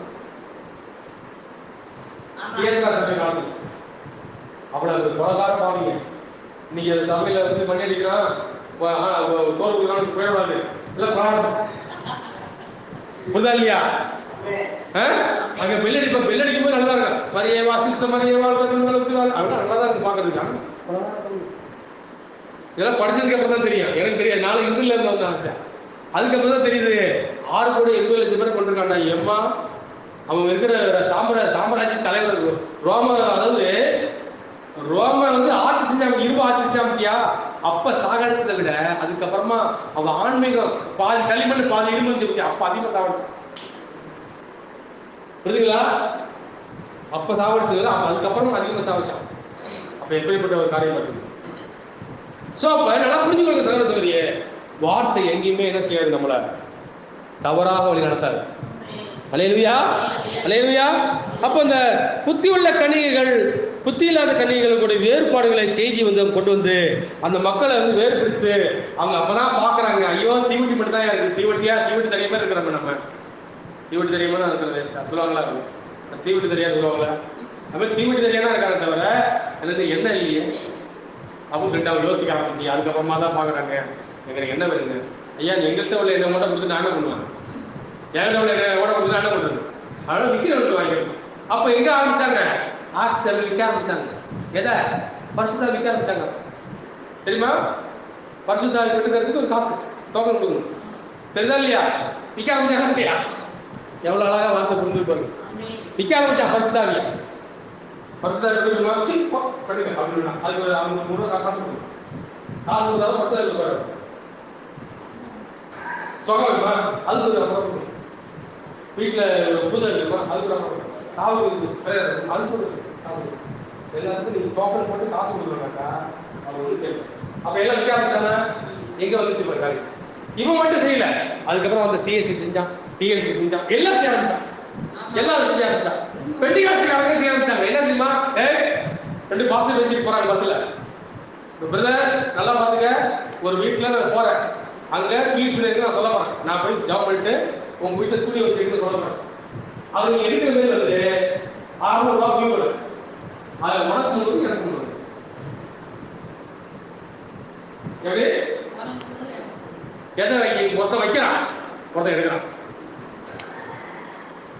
அப்போ அந்த குடும்பத்தில் வந்து அப்போ அந்த குடும்பத்தில் இருக்கிற அந்த அறியாமை, இயலாமை, இந்த மக்கள் இந்த வேதத்தை அறிஞ்சிருக்கா அது அந்த ஒரு ஆள் உள்ள விடுமா? அதான் எல்லா ஊர்லயும் எல்லாரையும் வாங்க ஐயா வாங்க ஐயா உள்ள விடாது, புரியுதா இல்லையா? வர எல்லாருமே ஐயா வாங்கய்யா ஐயா போங்கய்யான்னு சொல்லி நல்லா மீன் குழம்பு மீனா வறுத்து வறுத்து கொடுத்தாக்கா என்ன செய்வாங்க அவங்க? அம்மா இங்க வந்தா இந்த சாரா பண்ணா வந்தா கோதுமை இருக்க நல்லா வயிறு அப்பிக்கலாம்னு சொல்லிட்டு வயிறு அடிப்பாங்க, பாக்கெட் அடிப்பாங்க. ஆனா நிச்சயம் மட்டும் விட்டு போயிடுவாங்க ஐயா அம்மா. அதனாலதான் யாரு வரா என்ன வரா என்னங்க ஐயா ஊழியம் உனக்கு என்ன காரியம் அப்படின்னு கேட்கணும். ஒரு ஆவிகள் உணர்வு ஊழியக்காரன் அதை பார்த்துட்டு தான் நம்ம என்ன செய்யணும், ஊழியக்காரன்ல சேர்க்கணும். இல்லையா? வராங்க போறாங்க எல்லாரும் வராங்கய்யா, அவங்கள இருந்து இவங்க வந்து எல்லாம் வருவாங்க, எல்லாத்துக்கும் சமைப்பேன், எல்லாத்துக்கும் போடுவேன், எல்லாரும் பாட்டு போடுவாங்க, ஒரு புரோஜனம் இல்லை அப்படின்னு கடைசியா நம்ம உட்காந்து மாட்டேன். ஏவே அப்ப அப்படி இல்லாம நம்ம ஆவிக்குள்ளாக அந்த ஊழியக்காரங்க தானே அவங்க வரது, அவங்களுக்கு கொஞ்சம் ஆசீர்வாதம் இருக்குமா, ஆசீர்வாதம் இருக்காதா நம்ம தெரிஞ்சுக்கணும். அல்லேலூயா. ஏமே பாருங்க, இந்த 10 கன்னிகளுடைய சம்பவமானது நல்லா புரிஞ்சுக்கணும் சார். அப்ப அந்த மணவாளன் சத்தம் கேட்ட உடனே அந்த தீவடிகளை பார்த்து என்ன இல்லைன்னு விக்கிரவங்க போனாங்க. எல்லாரும் விக்கிறவங்க எல்லாம் வித்துக்கிட்டு இருக்காங்க. யாருக்கு விற்கிறாங்க? அவங்க அங்க போய் ஆமேன்னு சொன்னாதான் கொடுப்பாங்க. அசிஸ்ட மரிய ஆமே சொன்னா கொடுப்பாங்களா? அப்ப அவங்களுக்கு தான் கொடுக்குறாங்க. எல்லாம் கொடுப்பானா? எல்லாம் கொடுக்க மாட்டான். அல்லேலூயா. எவ்வளவு அழகா அந்த ஆட்சிக்காரன் ஆட்சிக்காரன் கொடுக்குறான், சிஎஸ்காரன் சிஎஸ்காரன் கொடுக்குறான், இஎஸ்காரன் இஎஸ்காரன் கொடுக்குறான், மெடிகாசிக்காரன் மெடிகாசிக்காரன், ஏசிக்காரன் ஏசிக்காரன் கொடுக்குறான், சிபிஎம்காரன் சிபிஎம் கொடுக்குறான். ஆனா செய்திக்காரன் செய்தியை கொடுக்குறானா? கொடுக்க மாட்டாங்க. கொடுக்கணும் செய்தி கொடுக்க மாட்டாங்க. நீங்க செய்தி ஐயா செய்தி இருக்கிறியா அப்படின்னா விட ஒரு குரூப் செய்தி வேணாது, ஒரு குரூப் செய்தியை வந்து கொடுத்தா கூட வேணாம், ஒரு குரூப் வேணாது, ஒரு இது வேணாக்கா செய்தி வேணும். அது வந்து அதாவது கேட்டு வாங்க மாட்டேங்குது, ஒன்று வந்து கேட்டு வாங்க மாட்டேங்குது, ஒன்று கொடுத்தா கூட வாங்க மாட்டேன். அப்படி இருக்காங்க. அப்ப எப்படி காரியம் இருக்குல்ல, கொடுத்தா கூட வேண்டாம், கேட்டு கூட வாங்க. இப்ப நீங்க இது வந்து பலவந்தம் பண்ணப்படுது சொல்லப்படுது. யோவான் ஸ்நானகன் முதல் பரலோக ராஜ்யம் வந்து பலவந்தம் பண்ணப்படுது. இப்ப எப்படி ஏன் பலவந்தம், என்ன பலவந்தம் என்ன அப்படி? இப்ப நம்ம வந்து நம்ம உலகத்துல இருந்து சினிமா தேட்டருக்கு போயிருப்போமா? இப்ப வந்து சினிமா தேட்டருக்கு போகும்போது படம் பார்க்க போவோம், டிக்கெட் எடுக்க போவோம். ஆனா டிக்கெட் எடுக்க போகும்போது நல்லா பாத்தீங்கன்னாக்கா அந்த தேட்டர்ல ஒரே படம் தான் ஓடும், ஒரே தடவை ஒரே படம் தான், கீழே நிப்பாங்க மனுஷன். ஆனா அடிச்சு பிடிச்சிட்டு போய் ஏன் ஃபர்ஸ்ட் டிக்கெட் எடுக்கிறாங்க? பலவந்தம் பலவந்தம் பண்ணி போறாங்க. அவங்க போய் அவங்க ஸ்பெஷலாக காமிப்பாங்கல்ல, ஒரே படம். ஆனா ஏன் பலவந்தம்? அதுதான் அந்த மாதிரி பலவந்தம் நமக்கு கேட்கணும். புரியுதா இல்லைங்களா? அதே போலதான் பலவந்தம், பரலோக ராஜ்யத்தை கொடுத்த பலவந்தம் நமக்கு இப்ப தேவை. நீங்க அவங்க நீங்க போயிருக்கீங்க ஐயா, நீங்க போயா நான் பொறுமையா வர என்ன சொல்லுமா, நான் தான் மத போவேன்னு சொல்லணும். இல்லையா? இல்லையா? நான் தான் மத போவேன், நான் தான் போவேன் ஃபர்ஸ்ட். இந்த பாண்டிச்சேரியில இருந்து 2 பேர் போனாக்கா யார் போவேன்?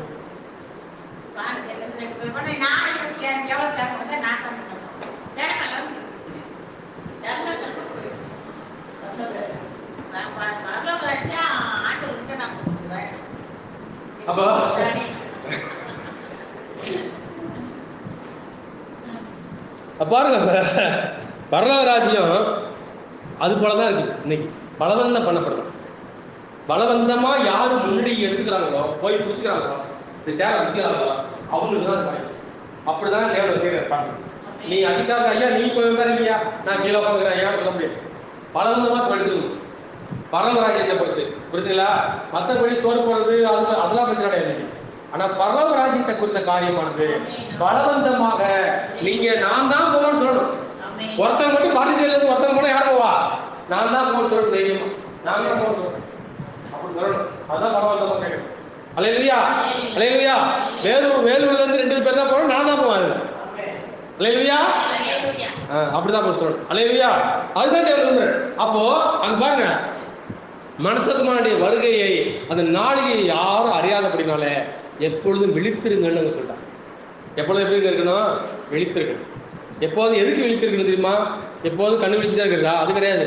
செய்தியில என்ன சொல்லுது, செய்தி வார்த்தை என்ன சொல்லுது, அதுக்கு நான் இன்னைக்கு என்ன செய்யணும், இன்னைக்கு எப்படி செய்யணும், நான் இதை என்ன செய்யணும், இந்த வாழ்க்கை என்ன செய்யணும், இந்த காரியத்தை என்ன செய்யணும், இதை எப்படி செய்யணும், ஒரு பிசினஸ் என்ன பண்ணணும், ஒரு வியாபாரத்தை எப்படி செய்யணும், நான் வீட்டில் குடும்பத்தை எப்படி நடத்தணும், இது எல்லாத்தையும் செய்தியின்படியாக விழிப்போடு அதை செய்யணும். அதுதான் இங்க வேதம் நமக்கு கற்றுக் கொடுக்கும். அல்லேலூயா, அல்லேலூயா. சரி, ஓகே. நம்ம அடுத்த பார்த்தீங்கன்னாக்கா 12ஆம் அதிகாரத்தை எடுத்தீங்கன்னாக்கா அது முடிவுக்கு நம்ம வரோம். அங்க அழகா அந்த 10 கன்னிகளுடைய சம்பவமானது அங்க பொருந்து பாருங்க. நான் அதை சொல்லிட்டு நான் முடிக்க போறேன். 12 யோவான் 12ஆம் அதிகாரம் 1 பாருங்க, படிங்க. பஸ்கா பண்டிகைக்கு வர 6 நாளைக்கு முன்னே இயேசு தாம் மரணத்திலிருந்து எழுப்பின லாசரு இருந்த பெத்தானியா ஊருக்கு வந்தார். பாருங்க, இங்க பெத்தானியா அப்படிங்கிற ஊருக்கு வரார் இயேசு கிறிஸ்து. எப்ப வராருங்க? அதாவது பஸ்கா பண்டிகை. பஸ்கா பண்டிகையில தான் இயேசு கிறிஸ்து அழைக்கப்பட்டார். சரிங்களா? பஸ்கா பண்டிகைக்கு ஒரு முன்னடையாளமாக தான், அல்லது பஸ்கா பண்டிகையுடைய பிரதியுத்தரமாக தான் இயேசு கிறிஸ்து இருக்கிறார். பிரதிநிதித்துவப்படுத்துறது தான் இயேசு கிறிஸ்து. சரிங்களா? இயேசுவே ஒரு பஸ்காவாக இருக்காருன்னு சொல்லுங்க. சரிங்களா? இயேசுவே நம்முடைய பஸ்காவாக அழைக்கப்பட்டிருக்கிறாருன்னு சொல்லப்படுது. ஸோ அப்ப பஸ்கா பண்டிகை பழைய ஏற்பாட்டில் அன்னைக்கு அந்த எகிப்தில் இருக்கிற ஜனங்கள் முதலாக நடு ராத்திரியில் தான் அந்த பஸ்காவை ஆசிரிச்சாங்க. அதுக்கப்புறமாக அந்த மோசே மூலமாக அந்த பிரமாணம் கொடுக்கப்படும். அதாவது 10ஆம் தேதி ஒரு ஆட்டுக்குட்டி தெரிஞ்சுக்கணும். 3 நாள் வைக்கப்பட்டு 14ஆம் தேதி அந்த ஆட்டுக்குட்டியை பலியிடணும். 4 நாள் அதை வச்சிருவாங்க. அதே போல முறைமையின் படியாக தான் இயேசு கிறிஸ்து பிடிக்கப்பட்டார். அதுக்கப்புறம் அடிக்கப்பட்டு பாதிக்கப்பட்டு அப்புறமா சிலுவையில் அடிக்கப்பட்டார். சரிங்களா? சோ அப்ப இங்க பெத்தானியா அப்படிங்கிற போது நீங்க நல்லா பாத்தீங்கன்னாக்கா, பெத்தானியா அப்படிங்கிற வார்த்தைக்கு என்ன அர்த்தம் கேட்டீங்கன்னாக்கா, தேவனின் ஆலயம் அப்படின்னு அர்த்தம். பெத்தானியா என்னங்க? தேவனின் ஆலயம். இயேசு பெத்தானியாவுக்கு வந்தார். இயேசு பெத்தானியாவே வந்தார். புரியுங்களா? ஏன்னா உண்மையான தேவனுடைய ஆலயம் யார் தெரியுமா? சர்வசரிய இயேசு கிறிஸ்து தான். அல்லேலூயா. வேற யாரும் அந்த இடத்தை எடுக்க முடியும். இன்னைக்கு வில்லியம் பண்ணாம அந்த இடத்துல இருக்க முடியாது. புரிஞ்சுங்களா? இன்னைக்கு வில்லியம் பண்ணாம அந்த இடத்துல கொடுத்துட்டாங்க அப்படின்னாக்கா நீ பாட்டு உடஞ்சிடும். அவங்க அதை தோணும். அவங்க புத்தியில கிடையாது, அவங்க வைப்பாங்க. புரிஞ்சுங்களா? இன்னைக்கு இப்ப இது வாய்ஸ் ஆஃப் காட்னு கொண்டு போய் என்ன செஞ்சாங்க? வில்லியம் பண்ணாம கொண்டு வச்சிட்டாங்க. அந்த இடத்துல வைக்கும் போது என்ன ஆகுது தெரியுமா? அவர் வாய்ஸ் ஆஃப் காட், அவர் வாய்ஸ் காட் வாய்ஸ் கிடையாது. நல்லா புரியும். அவர் வாய்ஸ் ஆஃப் காட் கிடையாது. அவர் voice of 7th angel. Hallelujah. தீர்க்கதரிசி என்னதுங்க? 7ஆம் தூதனுடைய சத்தமாக தான் வில்லியம் பண்ணாம வந்தார். 7ஆம் தூதனுடைய சத்தமாக தான் வில்லியம் பண்ணாம வந்தார். அவர் வாய்ஸ் ஆஃப் காடா வரல. உண்மையாக வாய்ஸ் ஆஃப் காட் யாரு கேட்டீங்கன்னாக்கா இயேசு கிறிஸ்து உண்மையான வாய்ஸ் ஆஃப் காட். அல்லேலூயா, அல்லேலூயா. அந்த இடத்தை யாருக்கும் தெரியாம கொடுக்க மாட்டார். அது தீர்க்கதரிசியே சொல்றாங்க. அல்லேலூயா. அந்த இடத்தை வேற யாரும் கொடுக்க மாட்டார். நீங்க நல்லா பாருங்க, இயேசு கிறிஸ்து தான் தேவனுடைய ஆலயமா இருக்கிறார். வில்லியம் பர்னாம் தேவனுடைய ஆலயம் கிடையாது. அதாவது பர்ஃபெக்ட். நம்ம எல்லாருமே தேவனுடைய ஆலயமா இருக்கிறோம். அதுல அப்படியும் அவர் இது வில்லியம் பர்னாம் அப்படி இருக்கிறாரு. ஆனா நல்லா புரிஞ்சுக்கொள்ளுங்க, இயேசு கிறிஸ்து இருந்தது போல கிடையாது. அல்லேலூயா, அல்லேலூயா. இயேசு கிறிஸ்து வைத்த இடத்துல அப்படி தீர்க்கதரிசி என்ன செய்ய முடியாது, வைக்க முடியாது. அவர் தீர்க்கதரிசி. 7ஆம் தூதனும் எலியா தீர்க்கதரிசியும் அந்த கணத்தை அவர் கொடுத்தே ஆகும். அல்லேலூயா, அல்லேலூயா. அடுத்து பாருங்க, அங்க லாசரு அந்த அந்த அந்த அந்த லாசரு உயிர்த்த அந்த கொஞ்ச நாளைக்கு முன்னாடி தான், ஒரு 2 நாளைக்கு 3 நாளைக்கு முன்னாடி தான் மரித்த லாசருவை தேவன் எழுப்பினார். அல்லேலூயா. எங்க எழுப்பினாங்க? பெத்தானியாவில் தான். எந்த ஊர்ல? அந்த பெத்தானியாவில் தான் லாசரு அடக்கம் பண்ணப்பட்டு அவன் 4 நாள் ஆகி நாரி போயிருந்த அந்த சடலத்தை இயேசு கிறிஸ்து லாசரே நீ வெளியே வான்னு சொல்லி அங்க எழுப்பிட்டார். அதற்கு எதற்கு அடையாளம் கேட்டீங்கன்னாக்கா, லாசருடைய உயிர்த்தெழுதல் இயேசுவின் உயிர்த்தெழுதலுக்கு ஒரு முன்னடையாளமா இருந்துச்சு. அல்லேலூயா. லாசரு உயிர்த்தெழுதல் எப்படி இருந்துச்சு? இயேசு கிறிஸ்து பெத்தானியாவாகவே வந்தார், தேவனுடைய ஆலயமாகவே வந்தார். சரிங்களா? பெத்தானியா என்னதுங்க? தேவனுடைய ஆலயம். இப்ப தேவனுடைய ஆலயமா இருக்கிற இயேசு கிறிஸ்துக்குள்ள செத்தது ஏதாவது இருக்க முடியுமா? செத்த கிரியை இருக்க முடியுமா? அதனாலதான் செத்து நாரி போன அந்த 4 நாள் அங்க எழுப்பினார் இயேசு. அல்லேலூயா. ஏமே அது அதாவது அவருக்குள்ள யாரும் மறுத்துக்க முடியாதுங்கிறது ஒண்ணு. 2வது இன்னொரு விஷயம் கேட்டீங்கன்னாக்கா, அந்த அதாவது அவருடைய உயிர்த்தெழுதலுக்கு ஒரு முன்னடையாளமா இருக்கணுங்கிறதுக்காக அங்க எழுப்பினார். 2 விஷயம். புரிஞ்சுங்களா? ஒண்ணு அந்த இயேசு கிறிஸ்துக்குள்ள ஒருத்தரும் மரித்து போய் ஒரு காரியமும் இருக்காது. ரெண்டாவது அந்த அந்த லாசருடைய உயிர்த்தெழுதல் இயேசு கிறிஸ்துவின் உயிர்த்தெழுதலுக்கு முன்னடையாளமா இருக்கு. அல்லேலூயா. அதற்காக அங்க செய்தார். சரிங்களா? அடுத்தது மார்த்தா. அடுத்த வசனத்தை படிங்க. அது கொஞ்சம் படிச்சது தொடர்ந்து படிங்க. அங்கே அவருக்கு லாசருக்கு பண்ணினார்கள். மார்த்தாள் பணிவிடை செய்தார். லாசரும் அவருடனே கூட பந்திருந்தவர்களில் ஒருவனாய் இருந்தார். அப்பொழுது மரியாள் வெளியேற் பெற்ற கலக்கமில்லாத நடனம் என்னும் தைலத்தை ஒரு ராத்திரி கொண்டு வந்து இயேசுவின் பாதங்களில் பூசி தன் தலைமையினால் அவருடைய பாதங்களை துடைத்தாள். அந்த வீடு முழுவதும் தைலத்தின் பரிமளத்தினால் நிறைந்தது. அப்பொழுது அவருடைய சீஷரில் ஒருவனும் அவரை காட்டிக் கொடுக்க போகிறவனுமாகிய சீமோனுடைய குமாரனான யூதாஸ் காரியோத்து இந்த தைலத்தை 300 பணத்துக்கு விற்று தரித்திரருக்கு கொடாமல் போன என்ன என்றான். சரி, போதும். பாருங்க, இங்க நாங்க பார்க்கிறோம், இங்க வந்து ஃபர்ஸ்ட் பெத்தானியா. சரிங்களா? அந்த பெத்தானியாவுக்கு இயேசு கிறிஸ்து வரா. சரிங்களா? இயேசு கிறிஸ்து பெத்தானியாகவே இருக்கிறார், தேவனுடைய ஆலயமா இருக்கிறார். சரிங்களா? ரெண்டாவது அங்க லாசர், உயிர் தெழுந்த லாசர் அங்க இருக்கான். சரிங்களா? இயேசு கிறிஸ்து முன்னாடி உயிர் தெழுந்த லாசர். அடுத்தது அங்க மார்த்தா இருக்கிறார். இல்லையா? மார்த்தா இருக்கிறார். அடுத்தது அங்க மரியாதை இருக்கிறார். அடுத்தது அங்க யார் பேசுறாங்க, யாருடைய கேரக்டர்லாம் எழுதப்படுது அங்க, அதாவது காட்டி கொடுத்து நாண்டு கொண்டு சாப்பிட போகிற யூதாஸ் காரியத்தை. பாக்கி நிறைய பேர் இருந்தாலும் கூட இவங்களுடைய மூணு நாலு கதாபாத்திரத்துக்கு பேர் தான் வருது இந்த இடத்துல. நீங்க நல்லா பாத்தீங்கன்னாக்கா அங்க லாசரு உயிர் திறந்த இயேசுவுக்கு ஒரு முன்னாடையாளமா இருக்கிறான். இயேசு கிறிஸ்து மரித்து உயிர் திறந்ததுக்கு முன்னாடையாளமாக லாசர் இருக்கிறான். அங்க மார்த்தாள் புத்தி இல்லாத கன்னிகைகளுக்கு ஒரு முன்னாடையாளமாக மார்த்தாள் இருக்கிறான். அல்லேலூயா. ஆமென். அங்க மரியா அங்க புத்தி உள்ள கன்னிகைக்கு ஒரு முன்னாடையாளமாக இருக்கிறான். அல்லேலூயா. அங்க அந்த யூதாஸ் நல்லா பார்த்தீங்கன்னாக்கா அன்னைக்கு இருக்கிற நவீன கால ஸ்தாபன போதகர்களுக்கு அடையாளமாக இருக்கிறார். அல்லேலூயா. அல்லேலூயா. நீங்க நல்லா பாருங்க, மார்த்தா புத்தி இல்லாத கன்னிகையை பிரதிநிதித்துவப்படுத்துகிறார். அவர்கள் ரட்சிக்கப்பட்டு, அதாவது புத்தி இல்லாத கன்னிகைகள் ரட்சிக்கப்பட்டு நற்செய்திகளில் ஆர்வத்துடன் இயேசுவுக்கு சேவை செய்கிறார்கள். புத்தி இல்லாத கன்னிகைகள் ரட்சிக்கப்படுறாங்க, சபைக்கு வராங்க, இயேசுவுக்காக என்ன செய்யறாங்கன்னு கேட்டீங்கன்னாக்கா அவருக்காக சேவை செய்யறாங்க, ஓடுறாங்க, எல்லாம் செய்யறாங்க.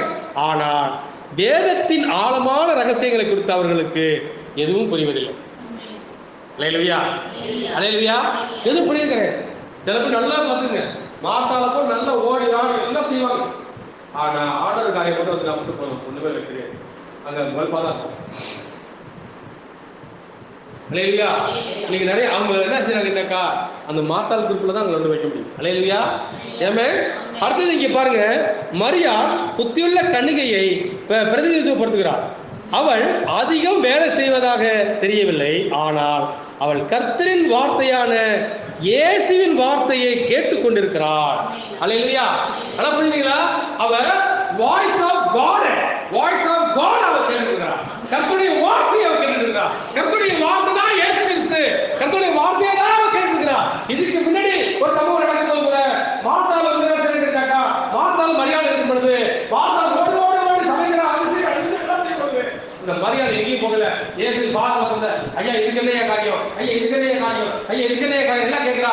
உடனே அவளுக்கு மார்த்தாளுக்கு ஒண்ணுமே புரியல. ஐயோ என் தங்கச்சி அக்காவா தங்கச்சி தெரியல, நீ பாடுபடுறதால எப்படி இயேசு சொன்னா, ஐயா அவளுக்கு நடக்கும் இவ்வளவு வேலை கிடக்கு, வீட்டுல பாத்திரம் வந்து ஜாமான் வந்து சேர்ந்து துணி துவைக்கணும், சமையல் பண்ணணும், காய்கறி வைக்கணும், ஐயா வேலை பண்ணுவோம்.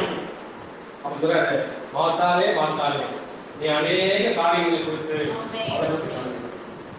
உனக்கு தேவையானது ஒன்னே ஒன்னை விட்டு எடுபடாத நல்ல பங்கு. நமக்கு தேவை என்ன சரிய ஒரு நல்ல பங்கு, நமக்கு நல்ல பங்கு தேவை, நல்ல பங்கு சீட்டு பிடிக்கிறது நல்ல பங்கு தேவை. அதான் அந்த பங்கா, அந்த தவணை வாங்கிறதுக்கு நல்ல பங்கு தேவை, அந்த பங்கு கிடையாது. இயேசு கிறிஸ்து நல்ல பங்கு. எந்த பங்கு? தன்னை விட்டு எடுபடாத நல்ல பங்கு யார் தெரியுமா? இயேசு கிறிஸ்து. அந்த பங்கு தான் நல்ல பங்கு. அல்லேலூயா. அல்லேலூயா. பாருங்க, அப்ப மரியாள் அப்படிப்பட்ட ஒரு காரியத்தை தெரிஞ்சுக்கிட்டான். அப்ப அங்க நடக்குது பாருங்க, அந்த இடத்துல நடக்குது. அங்க வந்து விருந்து கூப்பிடுறாங்க. இயேசு கிறிஸ்து பெத்தானியா வரும்போது இயேசு கிறிஸ்து விருந்து கூப்பிடுறாங்க. அந்த விருந்து கூப்பிட்டது யார் தெரியுமா? ஒரு குஷ்டரோகியாகிய சீமோன். அந்த 12ஆம் சொல்லப்படல, அதுவே நீங்க மத்தேயுல 16:26 சொல்லப்படல. அந்த அவன் தான் கூப்பிடுறான் விருந்துக்கு. விருந்து கூப்பிட்டு அவன் என்ன செஞ்சா தெரியுமா? அவமானப்படுறான் இயேசு. அப்ப இங்க பாருங்க, என்ன பெத்தானியாங்கிற ஒரு ஊர் வந்துட்டு இயேசு கிறிஸ்து வந்துட்டாரு, லாசர் வந்துட்டான், மார்த்தா வந்துட்டா, மரியாள் வந்துட்டா, யூதாஸ் வந்துட்டான், அப்புறம் யாருங்க? சீமோன். மொத்தம் 7 கதாபாத்திரம் வருது. அல்லேலூயா. 7 காரியங்கள் வருது சகோதர சகோதரியே. ஏமே 7 காரியங்கள் வருது. நல்லா பார்த்துட்டீங்களா சகோதர சகோதரி? எவ்வளவு அழகா அங்க பொறுத்து பாருங்க. அங்க நல்லா பாத்தீங்கன்னாக்கா, அங்க அந்த புத்தி இல்லாத கன்னிகைகளுக்கு மார்த்தா முன்னாடியமா இருந்தா, புத்தி உள்ள கன்னிகைகளுக்கு மரியாள் முன்னாடியமா இருந்தா. மறித்து உயிர்த்தெழுந்த இயேசு கிறிஸ்துவுக்கு, மறித்து உயிர்த்தெழ போகிற இயேசு கிறிஸ்துவுக்கு இந்த லாசர் முன்னாடியமா இருந்தான். இயேசு தான் ஜீவனுள்ள தேவனுடைய வார்த்தை, அவர் தான் தேவனுடைய ஆலயங்கிறதுக்கு அவர் அங்க பெத்தானியாவுல தேவனா வந்து இருக்கிறார் இயேசு கிறிஸ்து. அங்க சாபன ஊழியக்காரர்களுக்கு முன்னாடியமாக அங்க யூதாஸ் இருக்கிறான். அங்க ரட்சிக்கப்படாத பாவிக்கு முன்னாடியமாக அங்க பாத்தீங்களா சகோதர சகோதரியே? இங்க எல்லா காரியமும் அங்க அழகா கொடுத்துருக்காங்க. இது இந்த கடைசி வரைக்கும் நடந்துட்டு இருக்குது. அதனாலதான் இயேசு கிறிஸ்து வார்த்தை சொன்னா தெரியுமா? இந்த சுவிசேஷமானது எங்கெங்கெல்லாம் பிரசங்கிக்கப்படுமோ அங்கங்கெல்லாம் உன் பேர் சொல்லப்படும் சொன்னார் இல்லையா? நீங்க ஏன் சொல்றாங்களா? இதுதான் ரட்சிப்பை பற்றி பேசுறாங்க எல்லாம். அங்க மரியாதை வரா, அங்க மார்த்தா வரா, அவங்க ஓதுறாங்க. அந்த அந்த பரிமாண தைலம் வருது சகோதர சகோதரியே. ஹல்லேலூயா. அது என்ன தெரியுமா சகோதர சகோதரியே? நல்லா புரிஞ்சுக்கங்க. பாருங்க, அது பாக்குறோம். அவர் அதிக வேலை செய்யல. அவ அங்க பாருங்க, அடுத்தது பாருங்க, இயேசுவே வாய்ஸ் ஆஃப் காட் ஆக இருக்கிறார். இயேசுவே உண்மையான கர்த்தரின் குரல். பாருங்க, தானியேல் பார்த்த அதாவது புறஜாதியார் உருவ சிலையின் பாகங்கள் 7 சபை காலங்களை குறிக்கின்றன. இந்த பாகம் இருக்கீங்க, பாகம், இந்த பாகம் 7 சபையுடைய காலத்தை குறிக்கும். இந்த பாகம் என்ன குறிக்குங்க? 7 சபை காலம். அதான் 7 சபை காலம் குறிக்கும். சரிங்களா? இப்ப 7 சபையுடைய அந்த அந்த பாதம், அவருடைய அந்த சிலையுடைய இந்த பாதங்கள் 7 சபை காலங்களை குறிக்கின்றன. அவருடைய பாதங்களை பரிமள தைலத்தினால் அபிஷேகம் செய்வதன் மூலம், அவருடைய பாதத்தை மரியாதை என்ன செஞ்சாங்க? அவங்களுக்கு எதை சொன்னாங்க? யாரும் கத்து விட்டாங்களா? பையன் இல்ல, அவ்வளா உண்ணப்பட்டு இத்தனைக்கும் விபச்சாரத்தை சேர்த்து வச்சிருந்த பைசா இந்த மரியாதை. அந்த பணத்தை கொண்டு வந்து தான் என்ன செஞ்சா தெரியுமா? இயேசு கிறிஸ்துவின் பாதத்தில் ஊட்டணும். கண்ணீரால தன்னுடைய பாதத்தை கழுவணும். தன் தலை மயிலால் என்ன செஞ்சாங்க? தொடைத்தா. பாருங்க, அது ஒவ்வொருத்துக்கும் அங்க முன்னடையாளமாக வார்த்தை சொல்லப்பட்டிருப்பாங்க. அவருடைய பாதங்களை அபிஷேகம் செய்வதன் மூலம் உயிர்த்தெழுந்த கிறிஸ்து சபையை வழிநடத்தவும் பாதுகாக்கவும் 7 சபை காலங்களில் எவ்வாறு நடத்தி கொண்டு செல்வார் என்பதை மரியாள் காட்டுகிறார். அல்லேலூயா, அல்லேலூயா. 7 சபை காலங்களாக இயேசு கிறிஸ்து எப்படி சபை நடத்த போறாரு அப்படிங்கிறதுதான் இந்த 7 சபை காலங்களும் அவருடைய அந்த அபிஷேகமானது ஊற்றப்படுது. சகோதரர் புரியுதுங்களா? 7 சபை காலங்களாக அந்த பரிமாணத்தை மரியாதை ஊற்றின அந்த பரிமாணத்தை என்ன தெரியுமா? இயேசு கிறிஸ்து ஊற்றப்படுகிற பரிசுத்த ஆவி தான் அந்த பரிமாணத்தை. அல்லேலூயா. 7 சபை காலங்களாக ஊற்றப்படுகிற பரிசுத்த ஆவி தான் அவங்க ஏற்கனவே என்ன செய்யறாங்க? அபிஷேகம் பண்றாங்க. அவர் பாதத்தை ஏன் தலை ஊற்றுறது? இல்ல, தலை கிடையாது, அந்த பாதத்தின் காலம் வந்து 7 சபை காலங்கள். அதுதான் பாதத்தில் ஊத்துறா. அல்லேலூயா. பாருங்க, அவருடைய நீண்ட தலைமுடி தேவனுடைய வார்த்தையான இயேசுவுக்கு அடிபணிததன் அடையாளமாக இருந்தது. அல்லேலூயா. அவர் உயிர்த்தெழுதலின் போது அவரது அபிஷேகம் செய்யப்பட்ட பாதங்கள், அவருடைய உயிர்த்தெழுந்த போது அவருடைய அபிஷேகம் செய்யப்பட்ட அந்த பாதங்கள் கல்லறையில் இருந்து வெளியேறும் என்று அவர் நம்பினார். அல்லேலூயா, அல்லேலூயா. எவ்வளவு அழகா வருது பாருங்க சகோதரியே. அப்போ இன்னைக்கு அது சொல்லப்பட்ட ஒவ்வொரு காரியமும் மறைப்பொருளா இருக்குது, நிறைய விஷயம். அல்லேலூயா. அது மட்டும் கிடையாது. பாருங்க, அடுத்தது இன்னொன்று வருது, விலை. அந்த பரிமள தைலத்துக்கு ஒரு விலை. ஏமே அந்த விலை என்ன தெரியுமா சகோதரியே? நல்லா பாத்தீங்கன்னாக்கா விலை உயர்ந்த தைலமா இருக்கு. ஏமே எப்படி புத்தி உள்ள கன்னிகைகள் ஸ்தாபன சபைகளையும் அவர்களுடைய கள்ள உபதேசங்களையும் எதிர்கொள்ள வேண்டி இருப்பதால் வார்த்தையின் வெளிப்படுத்தப்பட்ட ரகசியங்களை பின்பற்றுவதற்கு ஒரு விலையை கொடுக்க வேண்டும். அல்லேலூயா. இன்னைக்கு புத்தியுள்ள கணிதியாகிய நம்ம இன்னைக்கு ஸ்தாபன சபை அனைத்தையும் மேற்கொண்டு இருக்கிறோம். இன்னைக்கு ஸ்தாபன சபையில் இருக்கிற அநேக காரியங்கள் நம்ம மேற்கொள்றோம். அவங்க சொல்ற ஒவ்வொரு இதுக்கு எதிர்க்கிறோம். மேற்கொள்ற அர்த்தங்க அதை எதிர்த்து நிற்கிறோம். அப்போ அதை எதிர்த்து நிற்கிற அளவுக்கு நமக்கு பலம் வேணும் அப்படின்னாக்கா அங்க நம்ம ஒரு விலை கொடுத்தாங்க. விலை கொடுக்காம எதுவுமே நமக்கு என்ன வராது வராது. இல்லையா? விலை என்னங்க பாக்கெட்ல பைசா கொடுக்குறா? இல்ல, அந்த விலை உங்களையே என்னையே கொடுக்குறதா அந்த விலை. இல்லையா? நீங்க என்னைக்கு நீங்களும் நானும் நம்மளை கர்த்தருக்கு அர்ப்பணிக்கிறோமோ சகோதரியே, அன்னைக்கு நீ நல்லா பாத்தீங்கன்னாக்கா நம்மையே நாம் விலையாக ஒப்பு கொடுக்க வேண்டும், அர்ப்பணிக்க வேண்டும். அல்லேலூயா. நம்ம முழுசாக கர்த்தருக்கு நம்ம அர்ப்பணிக்கும் போது நல்லா புரிஞ்சுக்கொள்ளுங்க, அப்பதான் அந்த அந்த அந்த ஸ்தாபனத்தை எதிர்க்கக்கூடிய வல்லமையும் அந்த வரங்களும் அந்த அபிஷேகமும் நம்ம மேல ஊற்றப்படுது. அல்லேலூயா, அல்லேலூயா. அது வரைக்கும் நமக்கு அது ஊற்றப்படலை. ஆனா யூதாஸ் காரியத்தை பாத்தீங்கன்னாக்கா இயேசுவுக்காக செலவழிக்கப்பட்ட இந்த பணத்தை எதிர்த்தான். ஏப்பா அதை ஊற்றுறான்னு கேட்டான். 300 பணத்துக்கு விற்கலாமே, தரித்திரருக்கு கொடுக்கலாமேன்னு கேட்டான். ஆனா வேதமே சொல்லிட்டு தரித்திரத்தை பத்தி கவலைப்படலையா, அவன் திருடனான அப்படின்னாரு. அல்லேலூயா. யூதாஸ் ஒரு அப்போஸ்தலனாக ஒரு சபை மூப்பனாக இருந்தான். ஆனா அவன் பணத்திற்காக விற்கப்பட்ட ஒரு திருடன். பணத்துக்காக விற்கப்பட்ட ஒரு திருடன். இன்னைக்கு இருக்கிற ஸ்தாபனத்தில் பார்க்குற அனைத்து போதகர்களும் அப்படிதான். ஸ்தாபன போதகர்கள் என்ன தெரியுமா, சுவிசேஷத்தை பற்றி நல்லா தெரிஞ்சிடும், செய்தி பேசிடுவோம், செய்தியை ஆஹா தொட்டுடும் அவங்களுக்கு. ஆனா உள்ள ஆக மாட்டான். ஏன்னா ஒரு திருடன், அவரே. அல்லேலூயா. இன்று உள்ள போதகர்கள் வேதத்திற்கு முரணாக தங்களை சபையின் தலைவர்கள் என்றும் மூப்பர்கள் என்றும் போதகர்கள் என்றும் கூறி மக்களை ஏமாற்றுகிறாங்க. அல்லேலூயா. மக்கள் என்ன செய்றாங்க? ஏமாற்றுறாங்க. முதல் சபையின் காலத்தில் அப்படி கிடையாது. முதல் சபையின் காலத்துலாம் அந்த அளவுக்கு கிடையாது. அப்படி சபை காலங்கள் வளர வளர வளர அடுத்த சபைக்கு போகும்போது இந்த கடைசி காலத்தில் தான் இது அதிகமாயிடுச்சு. இந்த கேடுபாடுகளும் இந்த விரோதங்களும் இந்த காரியங்களும். எனவே அப்போ பாருங்க சகோதரியே, இப்ப வேதத்தில் நிறைய கதாபாத்திரங்கள் இருக்குது. அந்த சீமோன் இருக்கிறான், கிறிஸ்தவருடைய சீமோன், அவன் தான் கூப்பிட்டான் இயேசு கிறிஸ்து. இன்னைக்கு இயேசு கிறிஸ்து நிறைய பேர் கூப்பிடுறாங்க, ஆனா கூப்பிட்டு வச்சு என்ன செய்றாங்க? அவமானப்படுத்துறாங்க. அல்லேலூயா. இன்னைக்கு என்ன செய்றாங்க? இயேசு கிறிஸ்து உள்ள வந்தாரு, அவருக்காக ஓடி ஓடி செய்றாங்க. அப்படி கதாபாத்திரம் இருக்கு வேதத்துல. ஆனா அவர் பாத்திரம் உட்கார்ந்து ஆண்டவரே நீயே கெதிக்கு சொல்லி இருக்கிற ஆளு இருக்கு. அல்லேலூயா.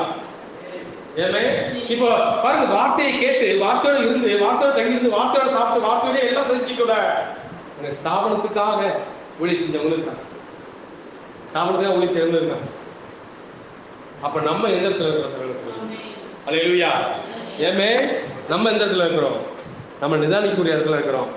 ஏமே அந்த 10 கன்னிகைகள் நீங்க 5 இந்த புத்தி உள்ள கன்னிகையா புத்தி இல்லாத கன்னிகையான்னு சொல்லிட்டு நீங்க பார்க்கணும்னாக்கா, நீங்க மார்த்தாள் இடத்துல இருக்கீங்களா, நீங்க மரியாதை இடத்துல இருக்கீங்களா, அந்த சீமோன் இடத்துல இருக்கீங்களா? அல்லேலூயா. ஏமே அல்லது அந்த யூதாஸ் இடத்துல இருக்கீங்களா? அல்லேலூயா. இல்லை, எந்த இடத்துல நம்ம இருக்கிறோம் அதுதான் நம்ம நிதானிச்சு பார்க்க சொல்லுங்க. நீங்க இன்னைக்கு நம்ம ஒப்பு கொடுக்க வேண்டிய ஒரு நேரமா இருக்கு. ஏமே இன்னைக்கு நம்ம அர்ப்பணிக்கக்கூடிய ஒரு நேரமா இருக்குது. இந்த நேரம் நம்ம முழுசா தேவனுக்கு ஒப்பு கொடுத்து, ஆண்டவரே என்னை இந்த கதாபாத்திரமா மாத்துங்க ஆண்டவர், நான் இப்படி இருக்கணும், நான் இப்படி மாறணும்னு சொல்லி ஜெபிக்கணும். ஆண்டவர் கதாபாத்திரத்தை நம்ம பார்த்தீங்கன்னாக்கா நம்ம வேதத்தோடு ஐடென்டிஃபை பண்ணணும், அடையாளப்படுத்திக் கொள்ளணும். வேதத்தை என்ன செய்யணும்? அடையாளப்படுத்திக்கணும். எப்படி ஒரு கண்ணாடி, நீ கண்ணாடி கண்ணாடி முடிவு என்ன தெரியுது? நம்ம முகம் தெரியுது, நம்மளோட உடை தெரியுது, நம்ம கலர் தெரியுது. ஏதாவது அசிங்கமா இருந்துச்சுன்னா அது மாத்துது, சரிங்களா? அதே போலதான் வேதமும் நமக்கு ஒரு கண்ணாடியா இருக்கு. அல்லேலூயா, அல்லேலூயா. அப்போ இந்த கண்ணாடியை திறந்து பார்த்து நான் மரியாளா, இந்த கண்ணாடி திறந்து பார்த்து நான் மார்த்தாளா, நான் யாரு அப்படிங்கிறத அடையாளப்படுத்த ஏமே அடையாளப்படுத்திக் கொள்ளுங்க சகோதர சகோதரியே. வேதம் தெளிவாக சொல்லிட்டு உள்ளங்கை நெல்லிக்கனி போல எடுத்து கொடுத்துட்டாச்சு. இதுக்கப்புறம் என்னங்க? தேவன் உங்களோட பேசணும், நீங்க கர்த்தருக்கு உங்களை ஒப்பு கொடுக்கணும். அல்லேலூயா. ஏமே உங்களை கர்த்தருக்கு ஒப்பு கொடுங்க, முழுசா ஒப்பு கொடுங்க. இந்த அறகுறையா உள்ள காரியங்கள் தேவனுக்கு பிரியமில்லாத ஒரு காரியம். ஏன்னா நீ அநேக காரியங்களை நம்ம நினைச்சிட்டு இருக்கிறது தப்பு. அநேக காரியங்களை குறித்து நீ கவலைப்பட்டு கலங்குகிறார். தேவையானது ஒன்னே ஒண்ணுதான், அவருடைய சமூகத்துல காத்திருந்து அவர்கிட்ட ஆசீர்வாதப்படுகிறது. அல்லேலூயா. அவர்கிட்ட இருக்கிற அனைத்து ஆசீர்வாதத்தையும் இது ஒண்ணுதான் நமக்கு தேவை. இன்னைக்கு நம்ம ஒப்பு கொடுப்போமா? நம்ம கத்துக்கிட்ட போ சோதனை சோரியே நாம் ஜெபம் பண்ணுவோம். தேங்க்யூ. நன்றி ஆண்டவரே, எங்களை தாழ்த்துகிறோம், எங்களை தாழ்த்துகிறோம் ஆண்டவரே.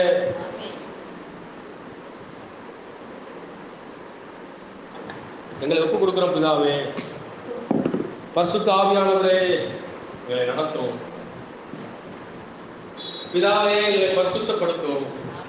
ஓ தேவாதி தேவனே, இதோ இப்பொழுது எங்களை ஒப்பு கொடுக்கிறோம் ராஜா, எங்களை அர்ப்பணிக்கிறோம்.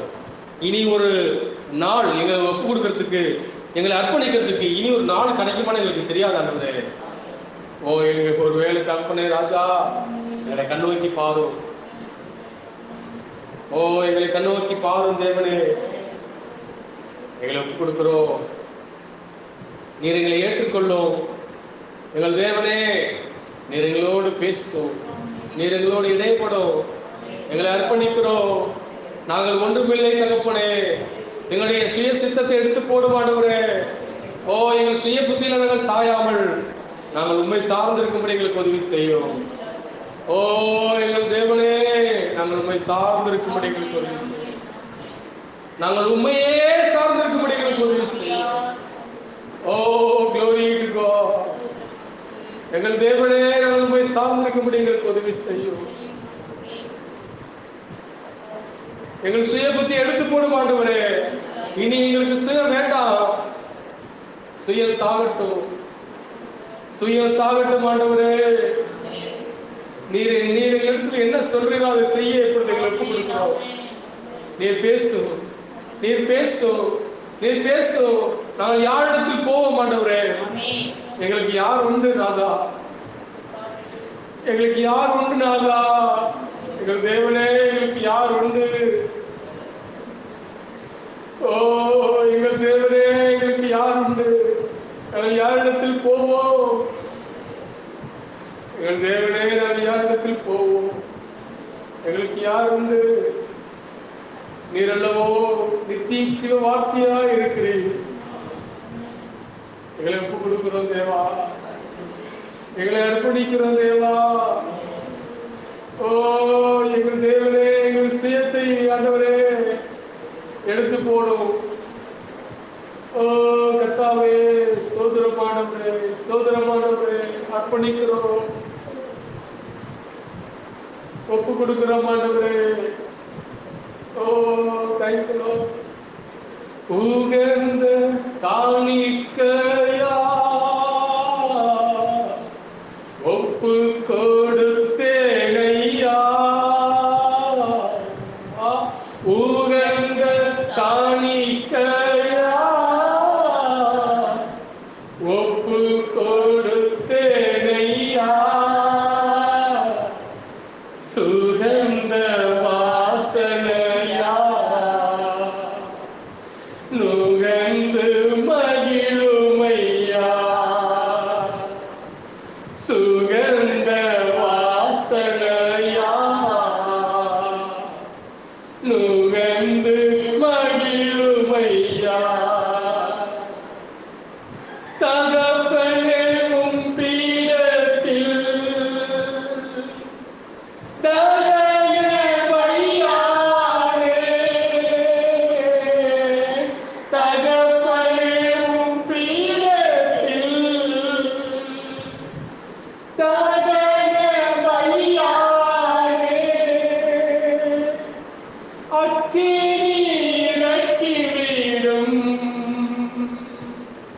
முற்றிலும் எழுத்து வீடும் அக்கினி வீடும் முற்றிலும் எழுத்து வீடும். உகந்த காணிக்கையா ஒப்பு கொடுத்தேனையா. உகந்த காணிக்கையா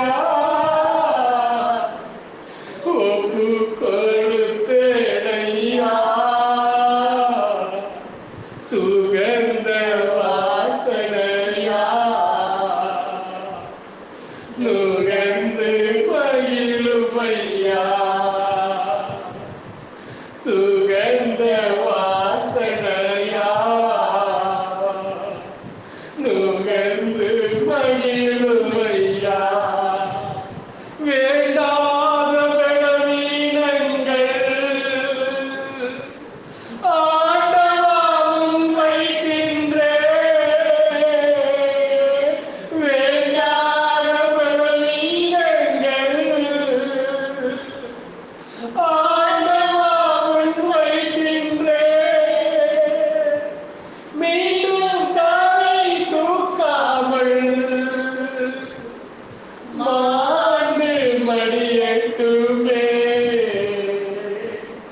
மீண்டும் காலை தூக்காமல் மாண்டு மடியட்டுமே. உகந்த காணிக்கையா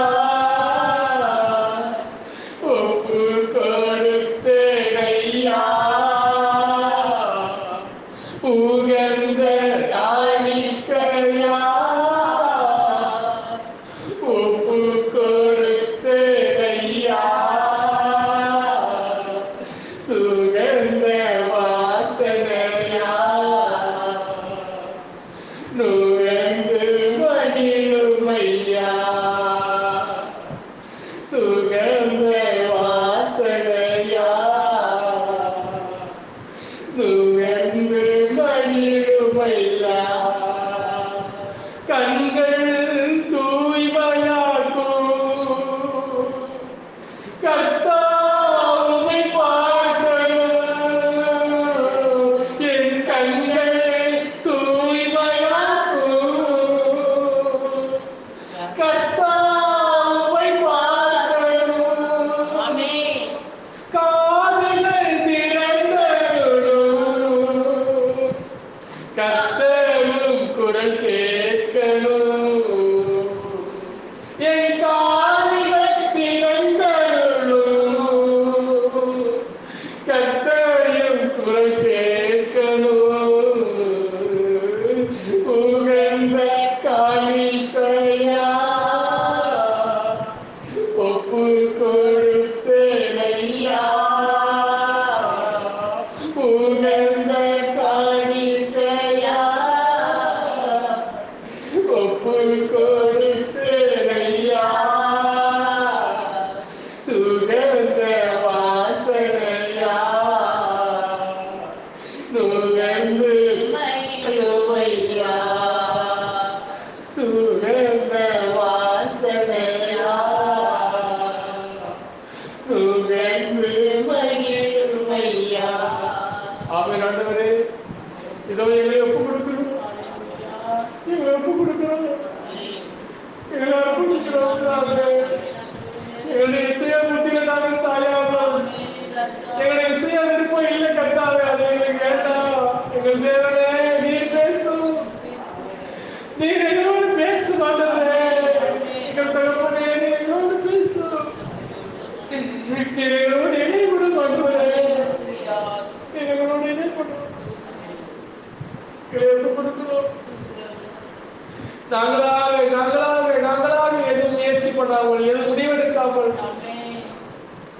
எங்களை முடிவெடுக்கிற காரியத்தை உங்களிடத்துல கொடுக்கிற மாட்டோமே. நீர் சொல்லும் எங்கள் எஜமானனே நாங்கள் செய்ய காத்திருக்கிறோம். நீர் சொல்லும் எங்கள் எஜமானனே, எங்கள் ராஜனே, எங்கள் வேட்டையே, எங்கள் கிருபையே. நீர் சொல்லும், நீர் சொல்லும், நீர் சொல்லும் ஆண்டவரே. நாங்கள் காத்திருக்கிறோம். நாங்கள் கட்டளைக்கு கீழ்ப்படிய காத்திருக்கிறோம். எங்களை ஒப்பு கொடுக்கிறோம் பிதாவே. இதோ இந்த நேரத்தில் இந்த வேலையை ஆசீர்வதியும். உடைய வார்த்தைக்கு திறந்து கொடுத்த இந்த வீட்டை நீர் ஆசீர்வதியும். அருமையான சகோதர சகோதரி ஆசீர்வதியும். இதோ தகப்பனே, இதோ இந்த லாஸ்பேட் ஏரியாவில் அன்றே இந்த செல்ஃப் ஆல்பேட் ஏரியாவில் கர்த்தாவே இங்க ஒரு சபை உருவாகும்படி, இங்க ஐக்கியம் உருவாகும்படியாக நாங்கள் கெஞ்சுகிறோம். ஒரு ஐக்கியம் உருவாகும்படி நாங்கள் கெஞ்சுகிறோம். தகப்பனே, அநேக ஆத்மாக்கள் உண்டல்லவா என்பதாவே மனப்பிறகுவீராக. என்பதாவே ஆத்ம பாரத்தோடு கெஞ்சுகிறோம். ஸ்தாபனத்திலோ, ஸ்தாபன கட்டிலோ, ஸ்தாபன கொள்கையிலோ, ஸ்தாபன கோட்பாடிலோ ஆண்டவரே கட்டப்பட்டிருக்கிற நம்முடைய பிள்ளைகளை கொண்டு வர மாட்டவரே, வெளியே கொண்டு வர மாட்டவரே. இதோ மணவாளன் வந்து விட்டார், ஆயத்தப்படுங்கள் சொல்லி சத்தம் வந்து விட்டதே ராஜா. உம்முடைய வார்த்தையை நாங்கள் ஆயத்தப்படும்படி ஆண்டவரே எங்களையோ எங்களை சார்ந்தவர்களை ஆயத்தப்படுத்தும் எங்களுக்கு உதவி செய்யும். ஒப்பு கொடுக்கிறோம், ஆசீர்வதியும். அன்பான சகோதரி ஒப்பு கொடுக்கிறோம், அன்பான சகோதரி ஒப்பு கொடுக்கிறோம். இது அடைய குடும்பத்தை ஒப்பு கொடுக்கிறோம், நடத்தும். இயேசுவின் நாமத்தில் செபிக்கிறோம். ஆமென், ஆமென், ஆமென்.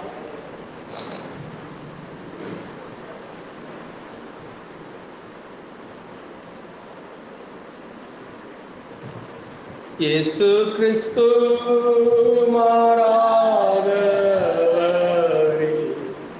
மாறாதவரே, மாறாதவரே. ஆமென். இயேசு கிறிஸ்து மாறாதவரே,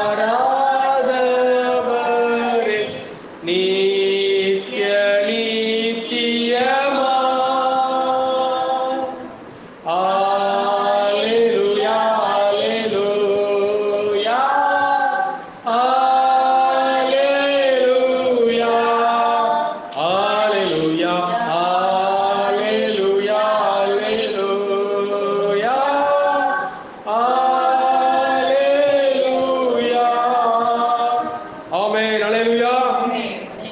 கர்த்தர் தாமே நம்ம ஒரு ஆசீர்வதிப்பாராக.